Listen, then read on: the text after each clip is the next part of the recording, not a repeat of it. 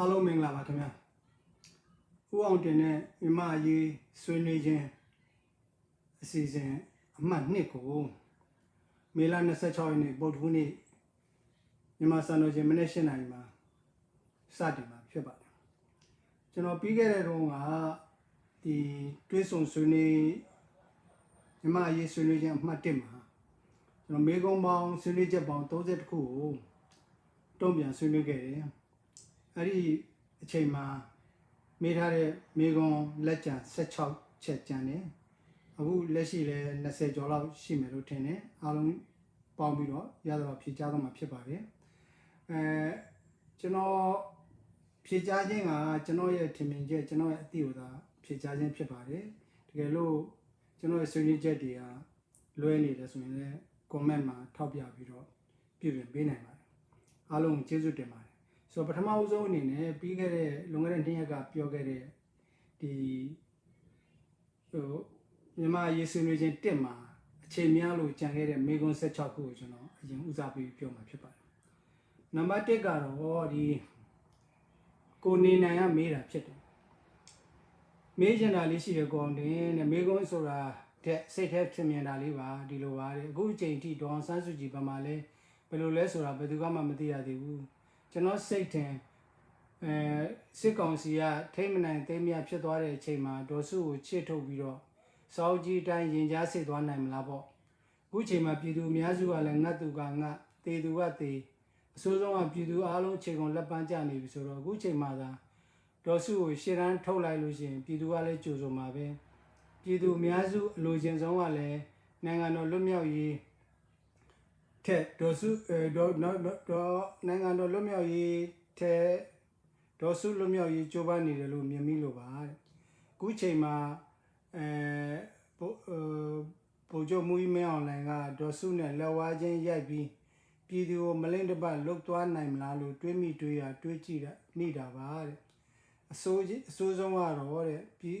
လက်ပန်းကျနေတဲ့ပြည်သူကိုအခွင့်ကောင်းယူလိုက်မှာကိုပဲတဲ့အခုချိန်မှာသာဒေါ်စုလွတ်လာရင်ပြည်သူအများစုကလည်းဒေါ်စုပြောသမျှလက်ခံမယ်လို့တွေးမိပြန်တယ်ဒါကသူ့အတွေးလေးကိုတွေးရင်းနဲ့ကျွန်တော်အမြင်ကိုတုံ့တက်ခိုင်းတာပေါ့ဗျာကျွန်တော်ပထမဦးဆုံးရိုးရိုးရှင်းရှင်းလေးမြင်တာကဒေါ်ဆန်းစုကြည်ကိုလွတ်လိုက်ရင်ဒါကဒေါ်ဆန်းစုကြည်နိုင်တာပဲဗျသူတို့ရှုံးတာပဲလို့ဝန်ခံရကြသွားမယ်လေဟိုကျွန်တော်မလွတ်တဲ့ဘူးပြောတာမဟုတ်နော်လွတ်တဲ့နော်ဒါပေမဲ့ဟိုသူတို့စဉ်းစားမှစဉ်းစားနေပြပြဆိုတော့သူတို့ကဒေါ်ဆန်းစုကြည်ကိုလွတ်ချင်းဆိုတာသူတို့နောက်ဆုံးမှလုပ်မှာဘယ်တော့မှသူ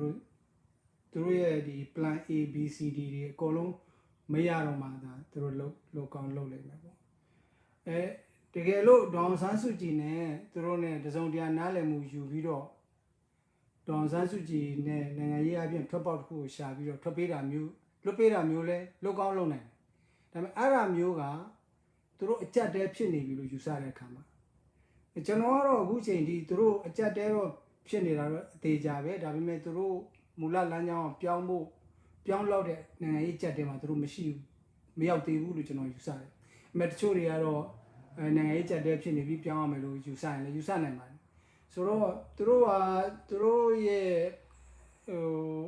plan ABC တွေနဲ့တွားနိုင်တဲ့ကာလလို့သူတို့ယူဆနေတယ်လို့ကျွန်တော်ကတွက်ချက်တဲ့အတွက်ကြောင့်ဒေါ်ဆန်းစုကြည်ကိုဒီ negotiated settlement လို့ခေါ်တာပေါ့နော်ဟိုညှိနှိုင်းပြီးတော့လွတ်ပေးတာမျိုးတော့သူတို့အခုချိန်မှာစဉ်းစားမယ်လို့မထင်ဘူးတကယ်လို့သူတို့ဘက်ကတိတ်ကြက်တဲဖြစ်နေပြီသူတို့ထွက်ပေါက်တခြားနီလာမရှိတော့ဘူးဆိုရင်တော့ဒေါ်ဆန်းစုကြည်ကိုဒီတိုင်းလွတ်မယ်စားဒေါ်ဆန်းစုကြည်နဲ့အပေးယူလုပ်ပြီးလွတ်တာမျိုးတော့ဖြစ်နိုင်တယ်ဒါပေမဲ့ဒါကဟိုလုံးဝမဖြစ်နိုင်ဘူးဆိုတဲ့စကားကိုမပြောချင်လို့ဖြစ်နိုင်တယ်လို့ပြောတာပေါ့နော်ကျွန်တော်ရဲ့ဒီအမြင်ကတော့ဒီအာဏာစသိမ်းတဲ့မြန်မာနိုင်ငံရေးအခင်းကျင်းတစ်မျိုးကိုပြောင်းသွားပြီနော်ဆိုတော့ဒီကိစ္စကတော့ဟိုဒေါ်ဆန်းစုကြည်ကိုလွတ်မယ်လို့ကျွန်တော်မယုံကြည်ဘူးစစ်အာဏာရှင်ကလည်းပြည်သူတွေကိုဒီတဲ့ပို့တရင်လည်းသူတတ်မှာပဲเนาะဟိုသူကတော့ရှော့ပေးမယ်လို့မထင်ဘူးသူကပြည်သူတွေကိုပို့တတ်လို့လေသူ့ကိုကုလသမဂ္ဂတို့အမေရိကန်တို့နိုင်ငံတကာတို့ကလည်းဘာမှလုပ်နိုင်မယ်လို့ ကျွန်တော်လုံးဝမယုံကြည်ဘူးသူတရုတ်အားကိုနဲ့သူထင်တိုင်းကျဲလို့ရတယ်လို့ကျွန်တော်မြင်တယ်ပေါ့နော်ဆိုတော့ဒါကိုနေနိုင်ရဲ့မိကုန်းကိုကျွန်တော်ဆွေးနွေးခြင်းဖြစ်ပါတယ်ဒုတိယကဟာရွန် HR Rashid ဆိုတာဟာရွန် Rashid လား Human Right Rashid လားမသိဘူးပေါ့ဗျာတခုခုပေါ့နော်သူကမေးတာကတချို့သော EU နဲ့ US ရောက်လက်တဆုပ်စာသောရိုဟင်ဂျာတွေက CRPH နဲ့ NUG နဲ့မြန်မာနိုင်ငံရေးအခင်းချင်းမှာခက်ဝေးဝေးနေကြရန်ရိုဟင်ဂျာလူထုကိုတိုက်တွန်းခဲ့တယ်တဲ့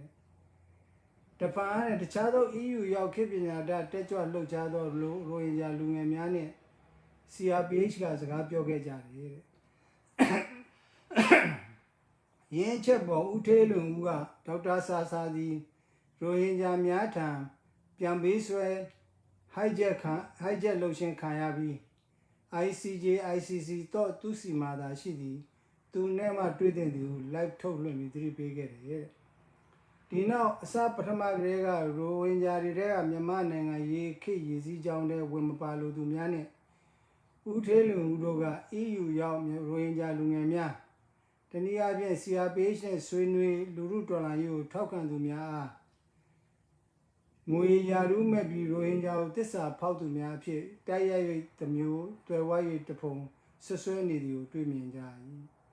CRPH နဲ့ဆွေးနွေးစကားပြောသောရိုဟင်ဂျာတက်ကြွလှုပ်ရှားသူတို့ကလည်း CRPH နဲ့ NUG သည်ယနေ့တိုင်ရိုဟင်ဂျာများနှင့်ပတ်သက်၍သူတို့၏နိုင်ငံရေး policy ဟောင်းကိုမပြောင်းလဲသေးပါဘူးနိုင်ငံတကာမှ lobby ဆက်လုပ်နေကြတယ်နိုင်ငံတကာမှာ lobby ဆက်လုပ်နေကြတာကိုတွေ့ရတယ်ဆိုတော့ဆွေးနွေးခြင်းတဲ့အကြောင်းရင်းကတက်ကြွလှုပ်ရှားသောရိုဟင်ဂျာများနဲ့ CRPH မဆွေးနွေးခဲ့ပါကရိုဟင်ဂျာများအပေါ် CRPH နဲ့ NUG ရပ်တူချက်ကိုသိခွင့်ရနိုင်မလားနံပါတ်1ကိုထဲလွင်ဦးနဲ့ရိုဟင်ဂျာတချို့ရဲ့ရိုဟင်ဂျာတက်ကြွသူများအပေါ်ဆွဆွဲနေတာကိုဘယ်လိုမြင်ပါသလဲနံပါတ်3ဒေါက်တာဆာဆာကဘာကြောင့်သိန်းနဲ့ရှိတဲ့ပြပရောက်ရိုဟင်ဂျာများထက်ကတက်ကြွလှုပ်ရှားသူရိုဟင်ဂျာများကိုရွေးပြီးဆွေးနွေးရတယ်ကျေးဇူးပြုဆွေးနွေးပြပါတဲ့ဆိုတော့ကျွန်တော်ကတော့အများအားယုံကြည်တာကတွေးဆုံခြင်းမတွေးဆုံခြင်းနဲ့ကောင်းတယ်စကားပြောခြင်းစကားမပြောခြင်းနဲ့ကောင်းတယ်ထိတွေ့ခြင်းမထိတွေ့ခြင်းနဲ့ပိုကောင်းတယ်ဒါကကျွန်တော်အများအားယုံကြည်ချက်ပဲအမြင်တူတာမတူတာတိုက်ပွဲဝင်တာဆန့်ကျင်တာပဲထိတွေ့မှုရှိလေဒီပိုကောင်းလေဒီပဲဒါကြောင့်မလို့ကျွန်တော်ကတော့ဒီရိုဟင်ဂျာတွေက CRPH နဲ့ NUG နဲ့တွေ့ဆုံတာကိုကျွန်တော်ထောက်ခံတယ်ခင်ဗျားရဲ့ပထမမေးခွန်းထဲမှာလည်းတက်ကြွလှုပ်ရှားသောရိုဟင်ဂျာများက CRPH နဲ့မတွေ့ဆုံရင်သူတို့ရဲ့ရပ်တည်ချက်ကိုသိနိုင်ပါမလားဆိုတော့ဒါခင်ဗျားမေးခွန်းကဒါအဖြေပဲเนาะလူတယောက်ရဲ့ရပ်တည်ချက်ကိုသိဖို့ဟာသူတို့ရဲ့စကားပြောကြည့်မှသိတာပေါ့เนาะခုနဦးကျော်မိုးထွန်းကကုလသမဂ္ဂမဟုတ်လေအမေရိကန်လွှတ်တော်အမတ်တွေနဲ့စကားပြောတဲ့အချိန်မှာသူက1980နိုင်ငံသားဥပဒေကိုမပြင်နိုင်ဘူးရိုဟင်ဂျာတို့နိုင်ငံသားမပေးနိုင်သေးဘူးခုန80ဥပဒေရပဲဆက်ပြီးကျင့်သုံးမယ်ဆိုပြီးပြောတဲ့ပုံမှာဒါကကျွန်တော်လည်းအင်မတန်စိတ်ပြတ်တယ်ရိုဟင်ဂျာတွေလည်းစိတ်ပြတ်တာပေါ့နော်စိတ်ပြတ်တဲ့ပုံမှာသူတို့ရဲ့ policy မပြောင်းသေးဘူးဆိုတဲ့သဘောကတော့ဖြစ်လာတာပေါ့ဒါပေမဲ့အဲ့နောက်ပိုင်းမှာတိုးတက်ကြောင်းပြောင်းလဲမှုတွေတော်တော်များလာပါတယ်အကောင်းပဲပေါ့လေဟိုတလောကဒီ NUG ကနိုင်ငံရေးဝန်ကြီးဒေါ်စင်မအောင်ရယ်နောက်ကိုထင်လင်းအောင်လားကိုထင်လင်းအောင်နိုင်ငံတကာတာဝန်ခံ NUG ရယ်သူတို့ကလည်းဒီဂျူးအဖွဲ့တစ်ခုနဲ့သူတို့ဆွေးနွေးတော့ high side ဆိုတော့ Simon Wiesenthal ဆိုတဲ့အဖွဲ့နဲ့သူတို့ဆွေးနွေးတဲ့အခါမှာလည်းဒီရိုဟင်ဂျာတွေကိုသူတို့နိုင်ငံသားအဖြစ်ပြေဝအတိမပြုဖို့သူပြောသွားတာရှိတယ်။နောက်ပိုပြီးသဘောကျတာကဒီမနေ့ကပဲနဲ့တူတယ်ဒီRFA မှာ RFA လာပြောရလားမသိဘူးဒီကိုအောင်မျိုးမင်းလူခွင့်ရေးဝန်ကြီးတောင်ယူရတဲ့ကိုအောင်မျိုးမင်းကရိုဟင်ဂျာတွေအကြောင်းကိုတဲ့စာရွက်ပေါ်မှာချပြီးရေးပြီးပြောတာမျိုးသူမပြောချင်ဘူးတဲ့သူနှလုံးသားတွေကတကယ်ကိုဖြစ်တတ်တာမျိုးဒါခံစားတာတွေသူပြောချင်တယ်ပေါ့ဒါ ဒါကြောင့်ဒီရိုဟင်ဂျာနဲ့ပတ်သက်လို့သူတို့ရဲ့ရှင်းလင်းပြတ်သားတဲ့ NUG နဲ့ CRPH ရဲ့ရှင်းလင်းပြတ်သားတဲ့မူဝါဒတစ်ခုဟာ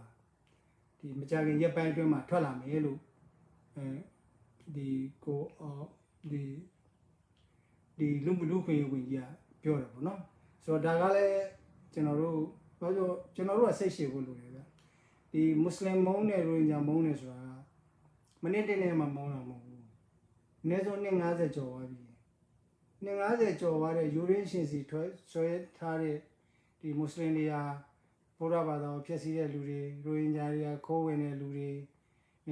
အဲ့ဒီလိုပုံစံမျိုးတွေကနေချင်းညချင်းပြောင်းသွားလို့မရအောင်ဒါတွေက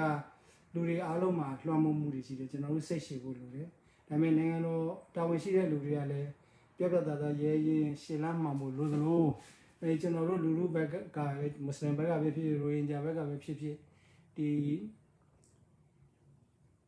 တစ်ဖက်ကဒီကျွန်တော်တို့ပုံမှာထင်မြင်လို့ဟောမားနေတဲ့လူအဖွဲ့အစည်းတွေကိုရခိုင်ပါဝင်လူအဖွဲ့အစည်းတွေကိုကျွန်တော်တို့ကတတ်နိုင်သမျှစိတ်ရှည်ဖို့လိုတော့ပေါ့နော်ဒါလေးတစ်ချက်တော့ကျွန်တော်ပြောချင်တယ်နောက်ကိုထဲလူငွေနဲ့ရိုတချို့ကဒီသူတို့ဆွဆွဲတယ်ပေါ့နော်ဒီ ICC နဲ့ ICC တော့သူ့မှာပဲရှိတယ်ဒီဒေါက်တာဆာဆာရိုဟင်ဂျာတွေကပြန်ပြီးဆွဲသွားတယ်ဆိုတာဒါကျွန်တော်လည်းမကြားမိဘူးဗျနော်ကျွန်တော်လည်းမကြားမိဘူးဆိုတော့ဒါကျွန်တော်မဝေဖန်တတ်ဘူးတကယ်လို့သူအဲ့လိုပဲပြောတာမှန်ရင်တော့အင်တာမသိဘူးပေါ့နော်ဒါကျွန်တော်တို့ကဟိုမြန်မာစကားဝင်ရှိတယ်စကားကြုံရင်နှုတ်လို့ရတယ်ကျန်းကြုံရင်နှုတ်လို့ရတယ်စကားကြုံရင်နှုတ်လို့မရဘူးအစားကိုကိုအောင်စားပါစကားကိုကိုအောင်ပြောနေပေါ့နော်ဆိုတော့ကိုကတိတ်မသေးသေးချာချာအချက်လက်နဲ့ရှိနေရင်တော့တမျိုးပေါ့နော်ဒါပေမဲ့ချက်လက်ရှိနေတော့မှမောင်ဖြူမောင်နီတို့ပဲဟိုတဲတဲကွယ်ကွယ်ပြောတဲ့တယ်ပေါ့နော်ဒီလိုဆွေးနွေးတဲ့လူတွေအားလုံးကဟိုဒေါက်တာဆာဆာကိုပြန်ပေးဆွဲလိုက်တယ်ဆိုတာတော့ဒါတော့လေတိတ်မှန်တယ်မထင်ဘူးပေါ့နော်ဒါဟိုပြောတဲ့လူတွေကသူစကားနဲ့သူဒါသမိုင်းဆိုတော့ဒါတဲ့သမိုင်းနေပဲကိုလို့သမျှကိုပြောသမျှတဲ့သမိုင်းနေပဲဒါကိုအောင်ကိုပဲတစ်ချိန်ကျရင်ရှင်းရမှာပေါ့တကယ်လို့ပြောခဲ့တယ်မှန်ခဲ့လို့ရှင်းပေါ့နော်နောက်တစ်ခုကဒေါက်တာဆာဆာဘာကြောင့်တင်းချီတဲ့ပြပရရိုဟင်ဂျာများထဲမှာတက်ကြွလှုပ်ရှားသူရိုဟင်ဂျာများကိုရွေးပြီးဆွေးနွေးရတယ်ဒါကတော့ရှင်းပါတယ်ဗျာဒါဘယ်သူပဲဖြစ်ဖြစ်ပေါ့ဟိုတင်းချီတဲ့တောင်းချီတဲ့ထောင်ချီတဲ့လူတွေဘယ်သူကသွားဆွေးနွေးနိုင်လဲဗျာဒီတက်ကြွလှုပ်ရှားတဲ့လူတွေဆိုတော့ကဒါကဒီ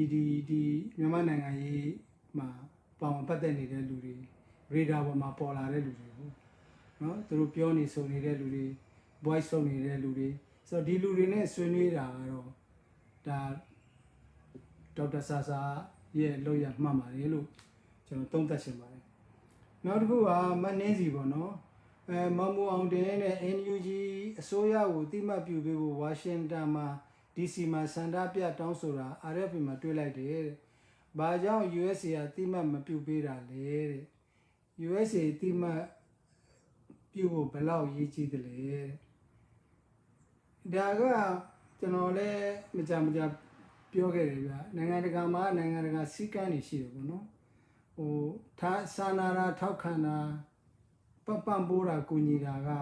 ဒါကဘယ်နိုင်ငံမှဆိုလုပ်ပေးလို့ရတယ်ဘယ်နိုင်ငံမှဆိုလုပ်ပေးလို့ရတယ်ဒါပေမဲ့အတိမပြုတာဆိုတော့သူစကလုံးက recognition လို့တောင်းတာပေါ့နော် recognize လုပ်တာပေါ့ recognize ကြတော့သူကဘယင်တိုင်းပလင်မမှာဘယင်နှစ်ပါးကိုအတိမပြုလို့မရဘူးဗျာတိုင်းပြည်တစ်ပြည်မှာအစိုးရနှစ်ခုကိုအတိမပြုလို့မရဘူးလေနော်ဆိုတော့သူတို့ကအဲ့ဒီကယ်လို့ဗျာ NUG ကိုသူတို့အတိမပြုတယ်ဆိုရင်သူကသူ့နိုင်ငံမှာရှိတဲ့ဒီစစ်ကောင်စီရဲ့တာမတ်ကိုမောင်းထုတ်အောင်မှာတနိုင်ငံကနေပြီးတော့ဒီအစိုးရနှစ်ခုလုံးဟာတန်ရုံးကိုဖွင့်လို့မရဘူးလေဒါနိုင်ငံကထုံးစံလည်းမရှိဘူးအဆက်ကွဲသွားမှာပေါ့နော်ဒါလုံးဝမဖြစ်နိုင်တဲ့ကိစ္စလေဆိုတော့ဒီနေ့ခင်ဗျဟို NUG အစိုးရမဖွဲ့ခင်တော့လည်းလူလူလှူရှားမှုနိုင်ငံကစာနာထောက်ခံတာကူညီတာစစ်ဆိုးရဲ့ရဲစက်ကြမ်းကြုတ်မှုကန့်ကွက်တာရှုံချတာလုပ်တာပါပဲကုလသမဂ္ဂလည်းလုပ်တာပဲဒါမျိုးဟာဟိုဒီ2012 2019မှာရိုဟင်ဂျာတွေကိုတတ်တော့ကလည်းနိုင်ငံတကာဒီလိုပဲဟုတ်မှာရိုဟင်ဂျာတွေကိုကူညီတယ်ရိုဟင်ဂျာတွေစာနာတယ်အစိုးရကိုရှုံချတယ်ဒါလုပ်တာပဲ နော်ရွှေဝါရောင်တို့ကလည်းဒီတိုင်းပဲရှစ်လေးလုံးတို့ကလည်းဒီတိုင်းပဲနော်အဲ့တော့ဒီအခုကာလမှာလည်းဒီတိုင်းပဲဒါကနိုင်ငံတကာကသူပြီးသွားရင်တည်တဲ့လူတွေကိုထွက်ပြေးတဲ့လူတွေဒုက္ခတွေတွေကိုဟိုပြည်တွင်းစစ်တွေဖြစ်တဲ့ကချင်ဒုက္ခတွေအများကြီးဖြစ်နေတယ်နိုင်ငံတကာကန့်ကွက်တာပဲပြီးသွားရင်ဒီဒုက္ခတွေရှိရိုဟင်ဂျာဒုက္ခတွေရှိကချင်ဒုက္ခတွေရှိဆောင်းတွေပို့စားကြတွေပို့ဆေးတွေပို့ဒါပဲသူတို့လုံနိုင်တယ်သဘောရှိတာပေါ့နော်ဆိုတော့ recognition ကြတော့အတိမပြုတာတော့လုပ်လို့မရဘူးအခုခင်ဗျားဥမာဗျာယီမင်မှာမြို့တော်ပါတင်ထားတယ်ဗျာဒီယီမင်ဒီဟူတီတပုံနေရ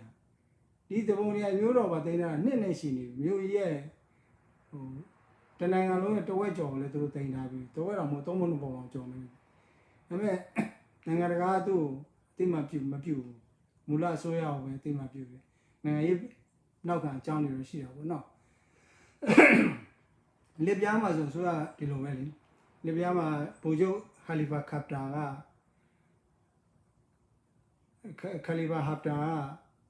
လစ်ပြားနိုင်ငံသုံးပုံနှစ်ပုံတင်ထားတာပဲသူလည်းပဲနိုင်ဟိုအခုလိုကျွန်တော်တို့ဗမာပြည်ကကျွန်တော် NUG လို့ပုံနေရတာမဟုတ်ဘူးလေသူနိုင်ငံတကာကိုတွားလာပြီးတော့လုပ်နေတာပဲဒါပေမဲ့သူ့လည်းပဲနိုင်ငံတကာအသိမှမပြုဆိုနိုင်ငံတကာရဲ့အသိမှပြုမှုတွေကဟိုအင်တာခက်ခဲပါတယ်သူရှုပ်ထွေးမှုတွေလည်းရှိတယ်ဆိုမြန်မာပြည်အနေထားကတော့ဒီ USA ကလည်းထောက်ခံတော့ပဲအများအားထောက်ခံတာပဲအသိမှပြုဖို့တော့မဖြစ်နိုင်ပါဘူးနော်ဆိုတော့နောက်တစ်ချက်ကနောက်တစ်ခုကကိုထုံးမောင်မေးထားတာနော်ဒီလက်ရှိပုံစံကဘယ်လောက်အချိန်ထိဖြစ်နေဦးမလဲပြောင်းလဲမှုဖြစ်နိုင်ပါဦးမလားတဲ့အကယ်၍ပြောင်းလဲမှုရှိမယ်ဆိုလို့ရှိရင်ဘယ်ပုံစံနဲ့ပြောင်းလဲမှုရှိမလဲသိကြပါတယ်ဆရာတဲ့ကျွန်တော်တို့အားလုံးကတော့ပြောင်းလဲဖို့ကြိုးစားတာပေါ့နော်စစ်တပ်ကလည်းသူမကောင်းတဲ့ဘက်ကိုပြောင်းလဲဖို့ကြိုးစားတာပေါ့အခုကျွန်တော်တို့ generation Z တို့ NUG တို့ကလည်းပြောင်းလဲဖို့ကြိုးစားတာပေါ့နော်ကျွန်တော်တို့ကလည်းကျွန်တော်တို့ညံစွာရှိသလောက်ကျွန်တော်တို့ကိုယ်စွမ်းရှိသလောက်ပြောင်းလဲဖို့ကြိုးစားတာပေါ့ဒါပေမဲ့လက်ရှိအနေထားမှာတော့အခုတိုင်းပြည်ကဟိုဒါအစပဲရှိသေးတယ်နော်ခုနဒီတော်ထဲမှာဒီ PDF တို့ပါတော့နည်းနည်းချင်းတည်ငြိမ်လာပို့ပြီးတော့ခိုင်မာလာပြီးလက်နေဒီပါတွေရလာပြီးတိုက်ပွဲဝင်နိုင်ပြီဆိုရင်သူတို့ရဲ့ရွေချက်ကပြည်နယ်တွေမှာတောရွာတွေမှာတိမ်ဖို့မဟုတ်ဘူးသူတို့ကမြို့တိမ်ဖို့ဆိုတော့မြို့တွေကိုရောက်လာမယ်ဆိုရင်အခုအချိန်တွေတော့ပိုဆိုးမှာပေါ့နော်ဆိုတော့ဒါလည်းကျွန်တော်ပြီးခဲ့တဲ့တုန်းကပြောခဲ့တယ်ပေါ့နော်ဆိုတော့ကျွန်တော်တို့တွေကဟိုလူတွေကစစ်တပ်ကတော့လူတတ်ဖို့သူအများအားတတ်ခဲ့တာပဲလေသူနောက်ထပ်တတ်ဖို့လည်းဝင်မလေးပေါ့ဆိုတော့ကျွန်တော်တို့လူဘက်ကလူတွေကလူမနာထက်သွင်းစဉ်းစားဖို့လိုတယ်ပေါ့နော်ဒါလို့လူမနာအောင်ထက်သွင်းမစဉ်းစားနိုင်ဘဲနဲ့ထိတ်တက်ရင်ဆိုင်မဲ့လမ်းကိုပဲဇွတ်တိုးမယ်ဆိုရင်တခြားနီလာမရှိဘူးလို့ပဲသူတို့ယုံကြည်တယ်ပေါ့နော်ကျွန်တော်ကတော့တခြားနီလာနေအများကြီးရှိတယ်လို့ယုံကြည်ပါတယ်ဇွတ်တိုးမယ်ဆိုရင်တော့ဒီတဲ့ပို့ပြီးတော့ကြေကွဲစရာတွေဖြစ်မှာပေါ့နော်ဒါအဲ့လောက်တော့ဖြေချင်ပါတယ်နောက်တစ်ခုကကိုဝင်းလိုင်ဦးအောင်ရေးတဲ့ NUG ရဲ့လက်နက်ကင်လမ်းစဉ်ဟာအောင်နိုင်ပါမလားတိုင်းသားလူမျိုးစုတွေနဲ့သွေးနှောတွေအကုန်လုံး NUG ထဲမှာပါနိုင်အောင်မစည်းရုံးနိုင်ခြင်းမှာဘာကြောင့်လဲလက်ရှိမြန်မာအခင်းကျင်းကဘယ်ကိုဦးတည်ပြီးဘာတွေဖြစ်နိုင်တယ်လဲတခါမှမမေးဘူးပါဘူးဦးအောင်တင်ဖြေချပေးဖို့လည်းတောင်းပန်ပါတယ်ကျေးဇူးတင်ပါတယ်ဒါကျွန်တော်မေးတော့ NUG ရဲ့လက်နက်ကလမ်းစဉ်အောင်မြင်မလားလို့ကျွန်တော်မေးတော့မအောင်မြင်ဘူးပေါ့နော်ဒါမအောင်မြင်တဲ့အပြင်အကြီးအကျယ်ဆုံရှုံနေတာမျိုးလမ်းလို့ကျွန်တော်ကတော့ရိုးရှင်းနေလေးပဲမြင်တာပဲဒီဟာကလက်နက်ကင်တဲ့လမ်းစဉ်ကဒီဖေဖော်ဝါရီ 1 ရက်နေ့တည်းကအာနာသိန်းတွေကပြည်သူလူထုနီးနဲ့နန်းပိုင်နဲ့နီလန်တစ်ခုသာလင်း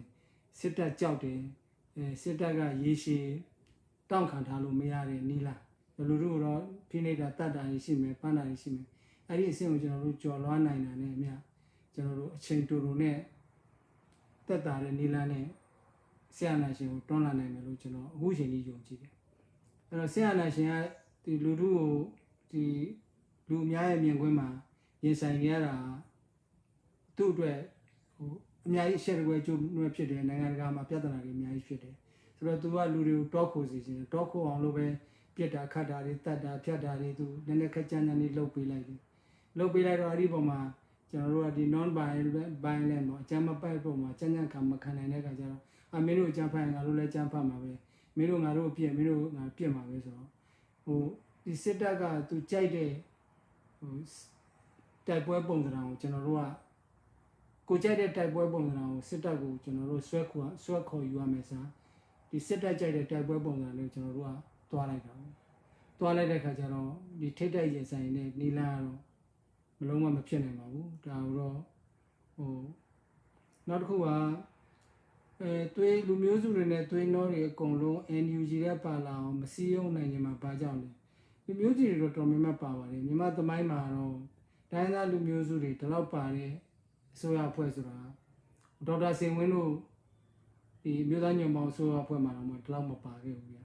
ဒါကတော့လူမျိုးစုတွေအကုန်လုံးပါတယ်ဒါပေမဲ့သွေးနှောဆိုတာကတော့အမှားသွေးနှောလို့သူတို့ပြောနေတဲ့ဒီမွတ်စလင်တွေကလည်းဒါတိုင်းသား144မျိုးမှာပါတယ်မြန်မာမွတ်စလင်ပတိတိုင်းသားတွေပါပဲဆိုတော့အနည်း20 30လောက်လူတွေကို brain wash လုပ်လိုက်တော့ကျွန်တော်တို့ကအလိုလိုဧည့်သည်တွေဖြစ်ကုန်တာပေါ့နော်ဆိုတော့အဲ့တော့ဒီသူတို့မကြိုက်ဒီရိုဟင်ဂျာနဲ့ဒီကျွန်တော်တို့မြန်မာမွတ်စလင်တွေကိုတော့သူတို့တန်းနိုင်နေများသူတို့ဆွဲသွင်းမယ်လို့ကျွန်တော်ထင်တယ်ပေါ့နော်ဆိုတော့ဒါကတော့အချိန်တော့နည်းနည်းယူရမယ်လို့ထင်ပါတယ်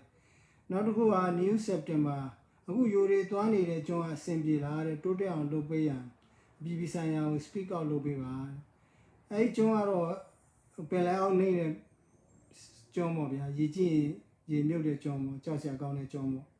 ဆိုတော့သူတို့လည်းသွားကြလို့မဟုတ်ဘူးဘင်္ဂလားဒေ့ရှ်ကလည်းပို့ကြလို့မဟုတ်ဘူးကျွန်တော်သိသလောက်ကတော့ဒါပေမဲ့ဒီမှာနှစ်ပေါင်းများစွာ deadlock ဖြစ်နေပြီဘာမှဆိုရလည်းပြန်မခေါ်ဘူးဒီမှာလည်းတိုင်းပုံကြီးလိုဖြစ်နေတာပေါ့လူ့ကိုယ်ရေးချိုးဖောက်မှုတွေရောကျန်းမာရေးရောယောဂါတွေဘေးရတွေရောအကုန်လုံးဖြစ်နေပြီနောက်တစ်ခုကဒီ refugee ဆိုတာခင်ဗျားစဉ်းစားကြည့်ဗျာဟိုဘရိုဟင်ဂျာ refugee မပြောနဲ့ဟိုအခုထိုင်းမှာရှိတဲ့ကရင် refugee တွေနှစ်20လောက်ရှိနေပြီဘာမှဆိုရပြန်မခေါ်ဘူးဒါကရင်နေနော်ကချင်နေလည်းဘယ်လောက်ရှိနေပြီလဲအခုဒီသူတို့ဒုက္ခသည်စခန်းမှာနော်ဆိုတော့ဒီဒုက္ခသည်တွေကသွားပြီးတော့ပြန်လာဖို့ဆိုတာဒီကရင်နေကချင်နေတော့ဒီလောက်ခက်ခဲနေရိုဟင်ဂျာတွေဘယ်လောက်ခက်ခဲမလဲဆိုတော့ရေချေအားဖြင့်တော့ဘင်္ဂလားဒေ့ရှ်ဆိုတာလည်းအင်တန်ကောင်းကြိုက်ပြီးတော့အင်တန်ဒုက္ခရောက်တယ်ကျွန်တော်တို့သိတယ်လေဆိုတော့သူကူညီတာကိုလည်းကျေးဇူးတင်ပါတယ်ဆိုတော့အေးပေါ့လေဒါကတော့ကျွန်တော်တို့တန်တယ်များကူညီဝမ်းကူညီတာတွေဆွတောင်းတာတွေကျွန်တော်လုပ်ပေးနိုင်ပါတယ်နောက်တစ်ခုကကိုမိုးမြတ်ဦးလေးကကနေဒါမှာနေတာကကနေဒါနိုင်ငံသားမြန်မာလူမျိုးဖြစ်ပဲနေတာမလားဘင်္ဂလီတွေကမြန်မာနိုင်ငံသားဘင်္ဂလီလူမျိုးဖြစ်နေမနေခြင်းပဲဘာဖြစ်လို့အင်ရှင်တွေလက်မခံတဲ့မရှိတဲ့နာမည်ကိုသုံးပြီးတိုင်းသားလူကျင်နေကြရတာလေဒီဒါလေးအမှားကြတော့အမှန်ဖြစ်သွားတာပဲဗျာဟိုခင်ဗျားတို့ဘင်္ဂလီဆိုလို့ကျွန်တော်မေးပါအောင်မယ်ဘင်္ဂလီလူမျိုးဘင်္ဂလီဆိုတဲ့စကားလုံးကမြန်မာဒီဆိုရပြန်တန်းနေမှာမရှိဘူးနော်အခုနောက်ပိုင်းစစ်တပ်ကဒီမှတ်ပုံနေကိစ္စ1982 law နောက်မှာလူတွေကိုသွေးနှောဆိုပြီးတော့ဒီဘင်္ဂလီဇက်သွင်းတာနော်ဒီဆိုရပြန်တန်းနေမှာတွေမှာဟိုအတိမပြုမှုတွေမှာဘင်္ဂလီလူမျိုးဆိုတော့မရှိဘူးနော်သူတို့မှတ်တမ်းထဲမှာရှိနေတာဥမာပြဗျာဒီရခိုင်ဆိုလဲအဲ့တော့ mock ဆိုရှိတာပဲဟိုရခိုင်လို့မသုံးဘူးသူတို့လည်းဒီရှေးတော့ရိုဟင်ဂျာပေါ့ဗျာကျွန်တော်တို့မွတ်စလင်တို့လည်းရှေးတော့ပတိလို့သုံးတာပေါ့နောက်ပိုင်းကျတော့ကလားလို့သုံးတာနောက်ပိုင်းမဟာမေရင်သုံးတာရှိတယ်ဗမာမွတ်စလင်သုံးတာမဟာမေရင်မြန်မာမွတ်စလင်သုံးတာရှိတယ်ဒီလိုခေတ်ကာလအရပြောင်းလဲလာတယ်အတုံးလုံးတွေပြောင်းလဲနိုင်မယ်လူကတော့ဒီလူပဲပေါ့နော်ဆိုတော့ဒီရိုဟင်ဂျာဆိုပြီးတော့ဒီလွန်ခဲ့တဲ့နှစ်300လောက်ကလူမျိုးကဒီလူပဲဒီနေ့ခဲရိုဘင်္ဂလီပဲခေါ်တော့ဒီတိုင်းသား144မျိုးထဲမှာပါတယ်ရခိုင်စစ်တကောင်တိုင်းသား144မျိုးထဲမှာကမန်လို့မရေးထားဘူးနော်ရခိုင်ကမန်လို့ရေးထားတယ်နော်ရခိုင်ကမန်လို့ရေးထားတယ် တိုင်းသား144မျိုးတွေမှာရိုဟင်ဂျာကိုရခိုင်စစ်ကောင်လို့ရေးထားတယ်ဆိုတော့ဘင်္ဂလီဆိုတာကဟိုသူတို့မြန်မာမြေနဲ့မဆိုင်တဲ့နိုင်ငံသားတွေဆိုတဲ့ဒီအစွဲနဲ့ဒီအမြင်နဲ့သူတို့နစ်နာအောင်နိုင်ငံမဲ့ဖြစ်အောင်တမင်နောက်ပိုင်းမှာတီထွင်ပြီးသုံးတဲ့စကားလုံးပါနော်အဲ့လိုလေးတော့စဉ်းစားစေချင်တယ်ကိုမျိုးမြတ်ကြီးနော်ဆိုတော့နောက်တစ်ခုကလူမျိုးဆိုတာတော့ဟိုတလိုင်းလို့လည်းခေါ်တယ်ဗျာတလိုင်းတွေကဟိုတလိုင်းလို့ခေါ်တော့တလိုင်းလို့မခေါ်ပါနဲ့မွန်လို့ခေါ်ပါဘူးနော်ဒါတောင်သူလို့ခေါ်တယ်ဗျာတောင်သူလို့မခေါ်ပါနဲ့ပအိုးလို့ခေါ်ပါပေါ့နော်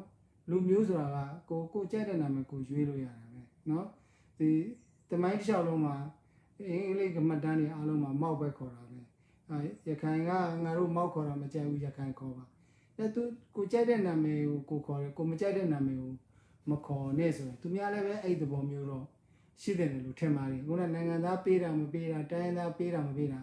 နောက်တစ်ဆက်ပေါ့နော်ခင်ဗျားပေးခြင်းပေးမပေးဥပဒေကြောင်းအရာဆွေးနွေးတာတစ်ပိုင်းပေါ့နော်သူလူမျိုးငါလူမျိုးကငါဒီလူမျိုးပါဆိုမင်းလူမျိုးကဒီလူမျိုးမဟုတ်ငါပေးတဲ့နာမည်နဲ့မင်းလူမျိုးကိုခေါ်ရမယ်ဆိုတာဒါကလူရင်ကြီးတွေရဲ့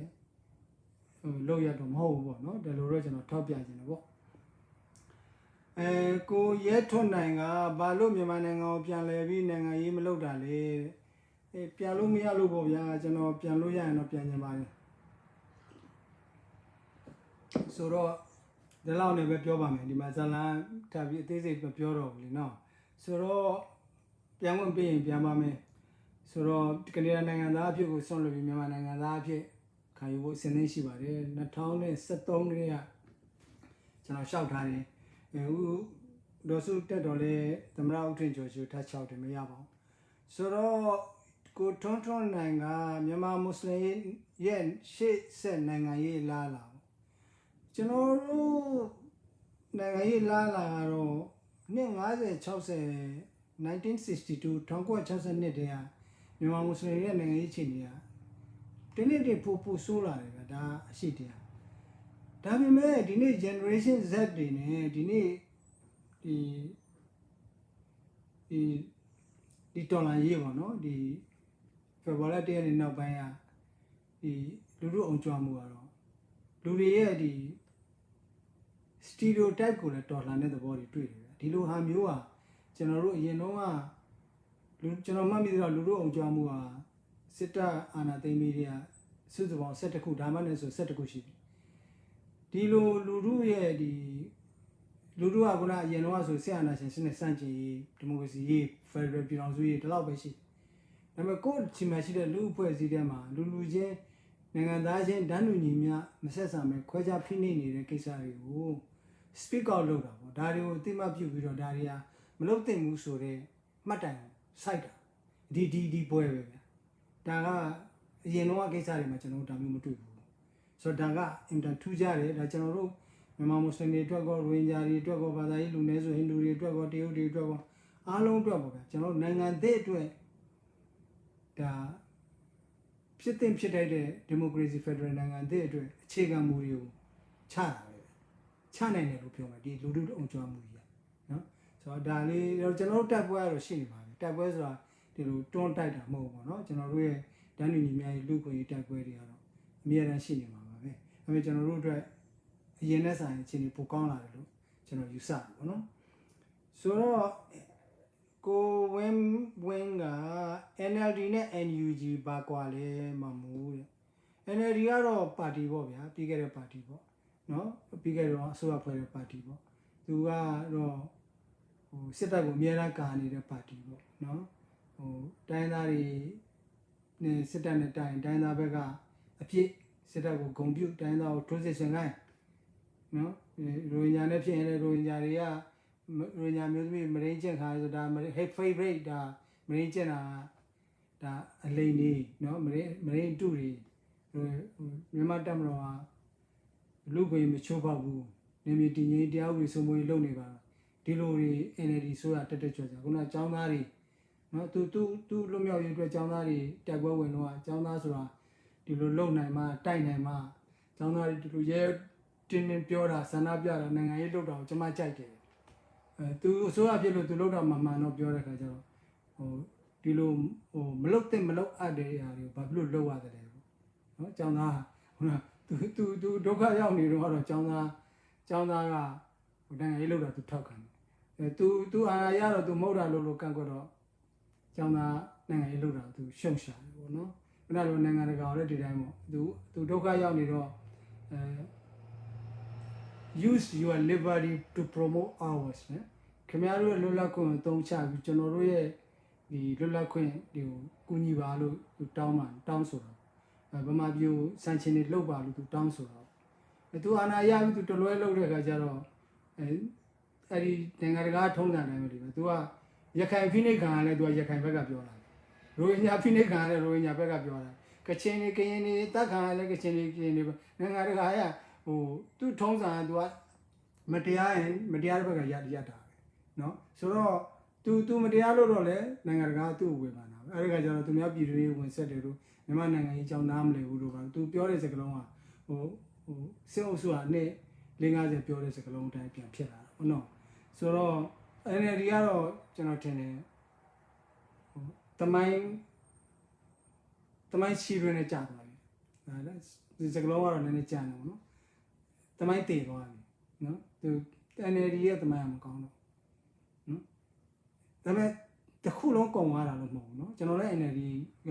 ထွက်လာတဲ့လူပဲသူ reform လုပ်နိုင်ရင်တော့သူပြပုံတွေကနေပြန်ရှင်းတယ်ဒါပေမဲ့သူ့ရဲ့ဒီအမှားတွေကိုသူပုံမလင်းလင်းဝန်ခံပြီးတော့ခွာချဖို့လို့အဲ့လိုမခွာချဘဲနဲ့အမှားကိုမှန်တယ်လို့လုပ်ပြီးတော့ဒီတိုင်းပဲရောရေးလိုက်အီအောင်ဝါဆက်သွားမယ်ဆိုရင်တော့အဲ့ဒါသူတို့အတွက်ကတိတဲ့ပုံစိုးပဲရှိဆိုတော့ NUG နဲ့ပါကွာလဲဆိုတော့ NUG ကြတော့ NLD တွေအဓိကနဲ့ဖွဲ့တာဒါပါဆိုလွတ်တော်မှတ်ကလည်းအများဆုံးက NLD ဖြစ်တော့တဘာဝကြဆိုတော့ပဲ NLD ကအများစုက NUG နဲ့ဖွဲ့ NUG မှာဖွဲ့တာပေါ့နော်ဒါလည်းလက်ခံပါတယ်ဆိုတော့သူတို့အခုတွားနေတဲ့ပုံစံလေးကတော့မဆိုးပါဘူးเนาะသူတို့ထဲမှာလည်းတချို့တွေကတော့ခုနပြောသလိုအစွဲဟောင်းလေးတွေမချွတ်နိုင်တာလေးတွေရှိတာပေါ့နော်ရိုဟင်ဂျာပြဿနာတို့နိုင်ငံသားပြဿနာတို့လူနည်းစုပြဿနာတို့ဒီပုံမှာသူတို့အစွဲဟောင်းလေးတွေမချွတ်နိုင်တာတော့ကျွန်တော်တို့သိတယ်ဒါကိုလည်းတတ်နိုင်တယ်များကျွန်တော်တို့စိတ်ရှိပြောတင်တာတော့ပြောတယ်လေခင်ဗျားတို့အစွဲဟောင်းမချွတ်ရင်ချွတ်ပါကျွန်တော်တို့တောင်းဆိုပါမယ်ဒါပေမဲ့ဒီလိုမချွတ်နိုင်ရင်ကျွန်တော်တို့နားလေတယ်ပေါ့နော်ဒါလေးတစ်ချက်ကိုကျွန်တော်ပြောချင်တယ်ဒါစန်ဒီအောင်ကဒေါ်စုလွတ်နိုင်ပါမလားဒါကခုနကျွန်တော်ပုံမှာပြောခဲ့တယ်ပေါ့နော်ကျွန်တော်အမြင်ကတော့လွတ်ဖို့မလွယ်ပါဘူးနောက်ကိုတန်းစောတဲ့95နှစ်ကျော်လောက်ဒီစီးနည်းပညာတွေရှိနေတဲ့စစ်တပ်ကိုတဲ့ဂျီဇက်ကတူမီတနတ်နဲ့တိုက်တာနိုင်ပါမလားတဲ့ဥရောပကလက်နဲ့မရပဲနိုင်အောင်တိုက်နိုင်ပါမလားတဲ့နေပြည်တော်နဲ့မြို့ကြီးအားလုံးသိမ့်ပိုက်နိုင်ပါမလားတဲ့စစ်ပွဲက3နှစ်အတွင်းနိုင်ပါမလားတဲ့သူစိတ်ကူးထဲမှာသူလည်းတိုင်းပြည်အတွက်တောကရှိတဲ့ပုံမှာဒါသူ့ရင်ထဲကမေကုံကိုသူမေးတာပေါ့နော်ဒါဆိုတော့ဟုတ်တယ်စစ်တပ်ကိုတော့ဒီ regular army တခုဖြစ်ဖို့ဆိုတာအများကြီးလိုတယ်လေဗျာထောက်ပံ့ရေး line တွေပဲကြည့်ခင်ဗျားတို့ကျွန်တော်တို့ညံမမီတဲ့ထောက်ပံ့ရေး line တွေခင်ဗျားတို့ကျွန်တော်တို့ဘယ်လိုမှ line မရနိုင်တဲ့ဆက်သွယ်ရေး line တွေဒါတွေကအများကြီးရှိတယ်ဒါကလက်နေတို့ဒီ uniform တို့ equipment တို့ဆေးဝါးတို့ရိတ်ခါတို့နော် training တို့လက်နေကို supply လက်နေကခင်ဗျားလူတယောက်ကဘယ်လောက်တည်သွားလဲမကုန်သွားရင်နောက်ဖြည့်ဖို့ supply ဆိုတော့ဒါတွေအားလုံးကသူကစနစ်တကျသူကနှစ်ပေါင်းများစွာသူလေ့ကျင့်လာတဲ့စစ်တပ်ဒါကိုကြောက်ဖို့ကျွန်တော်တို့ပြောတာမှာအရှိတရားကိုသိမှပြု။နောက်ရန်သူမသိပဲရန်သူဘယ်လိုတော့တိုက်မလဲ။နောက်ဒါစစ်ပင်တရုတ်စစ်ပညာရှင်စွန်ဇူကပြောခဲ့တာပဲ။ရန်သူမသိပဲရန်သူတော့တိုက်ဒါရှုံးမှာပဲနော်။ဆိုတော့အဲ့တော့ကျွန်တော်တို့ကအခုမှတင်တော့နောက်တော့လက်နက်ကဘယ်ရရမလဲလက်နက်ကစဘာလို့ကျွန်တော်တို့စိုက်ယူလို့ရမှာမဟုတ်ဘူး။ဗမာပြည်ထဲမှာလည်းထုတ်နိုင်တာမဟုတ်ထုတ်နိုင်တဲ့လက်နက်ကလည်းရှိရင်လည်းတူမီလောက်စင်တာမမိဘူး။နိုင်ငံတကာကနိုင်ငံခြားကဝင်မှာကြည့်လိုက်ဗမာပြည်ကနယ်နိမိတ်တွေကြီးဘုမတရုတ်ကဒီမှာထိုင်းရခင်ဗျာဘယ်လိုမှလက်နဲ့ဝင်စရာလာမရှိဘူးเนาะခုနတိုင်းသားတွေကသူတို့ရှိမှရှိတဲ့ခွဲတန်းတွေကလက်နဲ့လေးခွဲဖို့ပဲရှိတယ်ဒါလေးကလည်းနောက်စစ်ရေမိုးရသေးတဲ့လူတွေပျောက်ကြားတွေခုနမြို့တစ်မြို့ကိုတိမ့်မယ်လူ စစ်သား90ဒီ PDF စစ်သား90သွားမယ်ဆိုရင်တန50သူပေးနိုင်မလား။ညာလောလောလေးမစဉ်းစားနဲ့နော်ဒီတန50ကိုဒီ KNU တို့ကချင်တို့ကပေးနိုင်မလား။ပေးနိုင်ကြီးစားမနဲ့တောက်ပေးနိုင်တယ်။ကဲတန50ပေးနိုင်ကြီးစားမဘယ်နဲ့တောက်ပေးနိုင်လဲ။နော်။ကျော်ရီမိုင်ဟို uniform တွေလိုမယ်ဖနက်တွေလိုမယ်နော်။ညာအိဖို့မိုးကားတွေအကုန်ရိတ်ခါတွေလိုမယ်ဆေးဝါးတွေလိုမယ်ဒါတွေပြတ်သွားရင် supply line ပါမှာလေတကယ်လို့ဒီလက်နဲ့ကတလက်50ပေးလိုက်လို့ဟိုမှာသွားတိုက်လို့ဘုံဆိုကပြုတ်သွားလို့ဒီလက်နဲ့50လုံးစုံသွားရင်ဒီကရင်တွေကချင်တွေသူတို့တနတ်တက်လက်ကိုသူတို့စစ်သားတယောက်တည်းပို့ပြီးတံမိုးထားပြီးသူတို့စုထားရတာညတို့ယုံမယုံနေတနတ်တက်လက်ကိုစစ်သားတယောက်နဲ့ပို့ပြီးတံမိုးထားပြီးသူတို့စုထားရတာနော်စစ်သားတယောက်ကစုဆောင်လို့ရတယ်နဲ့တနတ်တက်လက်စုဆောင်ဒါကြောင့်ကျွန်တော်ကလူကိုတံမိုးလျှော့ပြီးပြောတာမဟုတ်ဘူးဒါ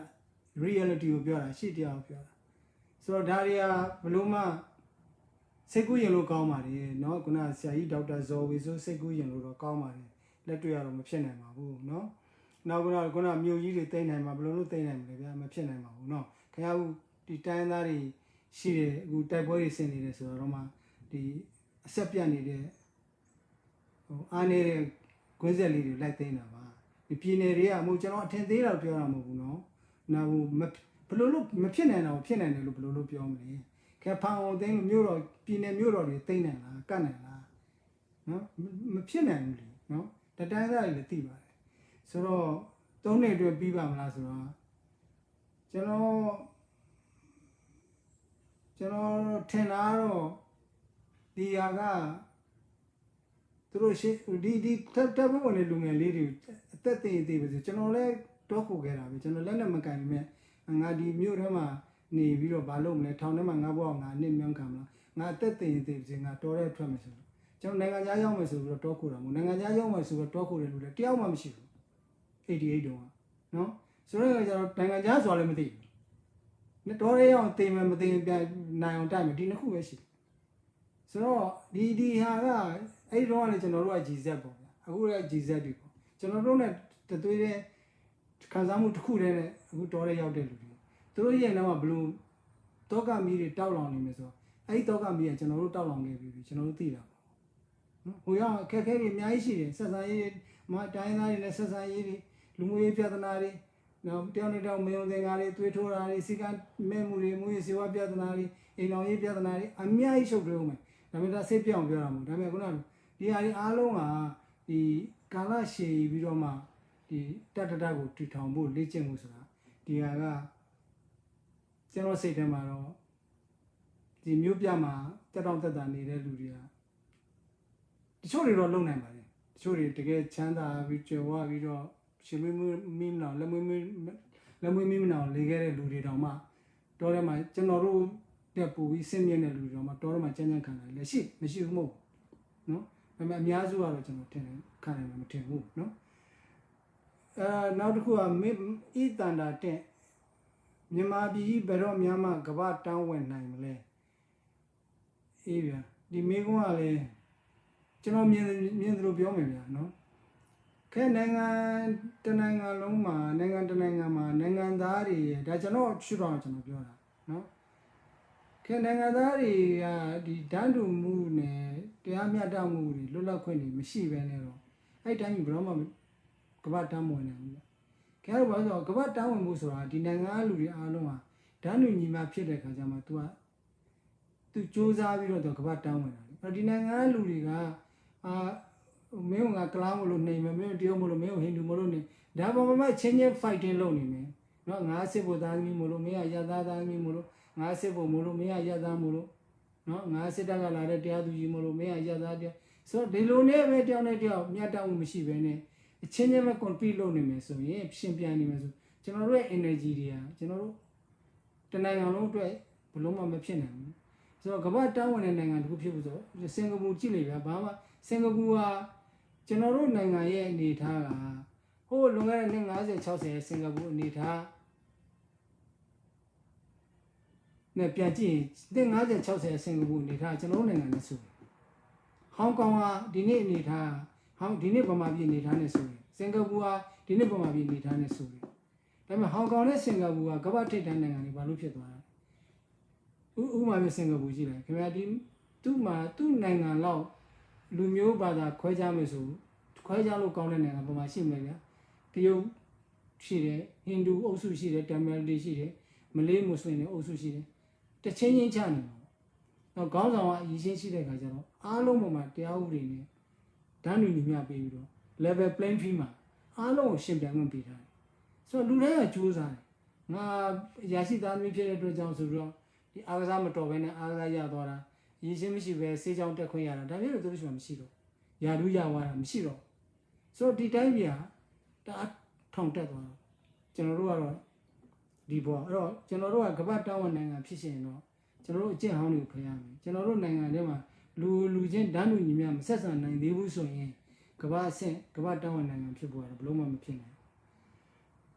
ဒါက Gispa Nadita တဲ့မေးချင်လို့တဲ့တန်းလူချင်းတရားမျှတခြင်းလွတ်လပ်ခြင်းဆိုတာဗမာပြည်နယ်ဖွဲ့စည်းမှုမရှိရင်ဗမာခုနှစ်ချက်တိုင်းခြားတိုင်းသားတစ်ချက်ဖြစ်နေလိမ့်မယ်တဲ့ဗမာအများစုပါတီဗမာပါတီကြီးတည်းအနေနဲ့ဗမာပါတီဖွဲ့စည်းခြင်းကိုလက်ခံနိုင်ပါမလားကျွန်တော်နားလည်တယ်လို့ပဲဆိုရမှာနော်ဆိုတော့ဒီကျွန်တော်တို့ကဒီ reality ကိုသိမေ့လို့မရဘူးဗျာဘာလို့ဆိုတော့ဒီတိုင်းသားတွေခံစားနေရတဲ့ reality ကလည်းတစ်ဖက်ရှိတယ်လို့ဗမာပြည်မှာရှိတဲ့ဒီ demographic လို့ခေါ်တဲ့ဒီလူဦးရေပြန့်နှံ့နေထိုင်ပုံလည်းကျွန်တော်တို့မေ့လို့မရဘူးဘာလို့ဗမာပြည်မှာလူဦးရေ80ရာခိုင်နှုန်းလောက်ရှိတဲ့အပြင်ဟိုဒီနေ့တိုင်းသားမျိုးတော်တွေဖန်တို့မြကြီးနားတို့မော်လမြိုင်တို့နော်လွိုင်ကော်တို့ဆိုရင်ဒါတိုင်းသားမျိုးတော်တို့လာခေါ်တယ်ဗမာအများစုဖြစ်နေနော်ဆိုတော့ဒီမှာလေခုနဟိုတလောကပဲမွန်တမိုင်းပညာရှင်ကိုဝင်းဘော်ကရေးထားတယ်တို့မွန်နေလဲခုနလို genocide လောက်ခံရတဲ့သဘောပေါ့နော်သူပြောတာ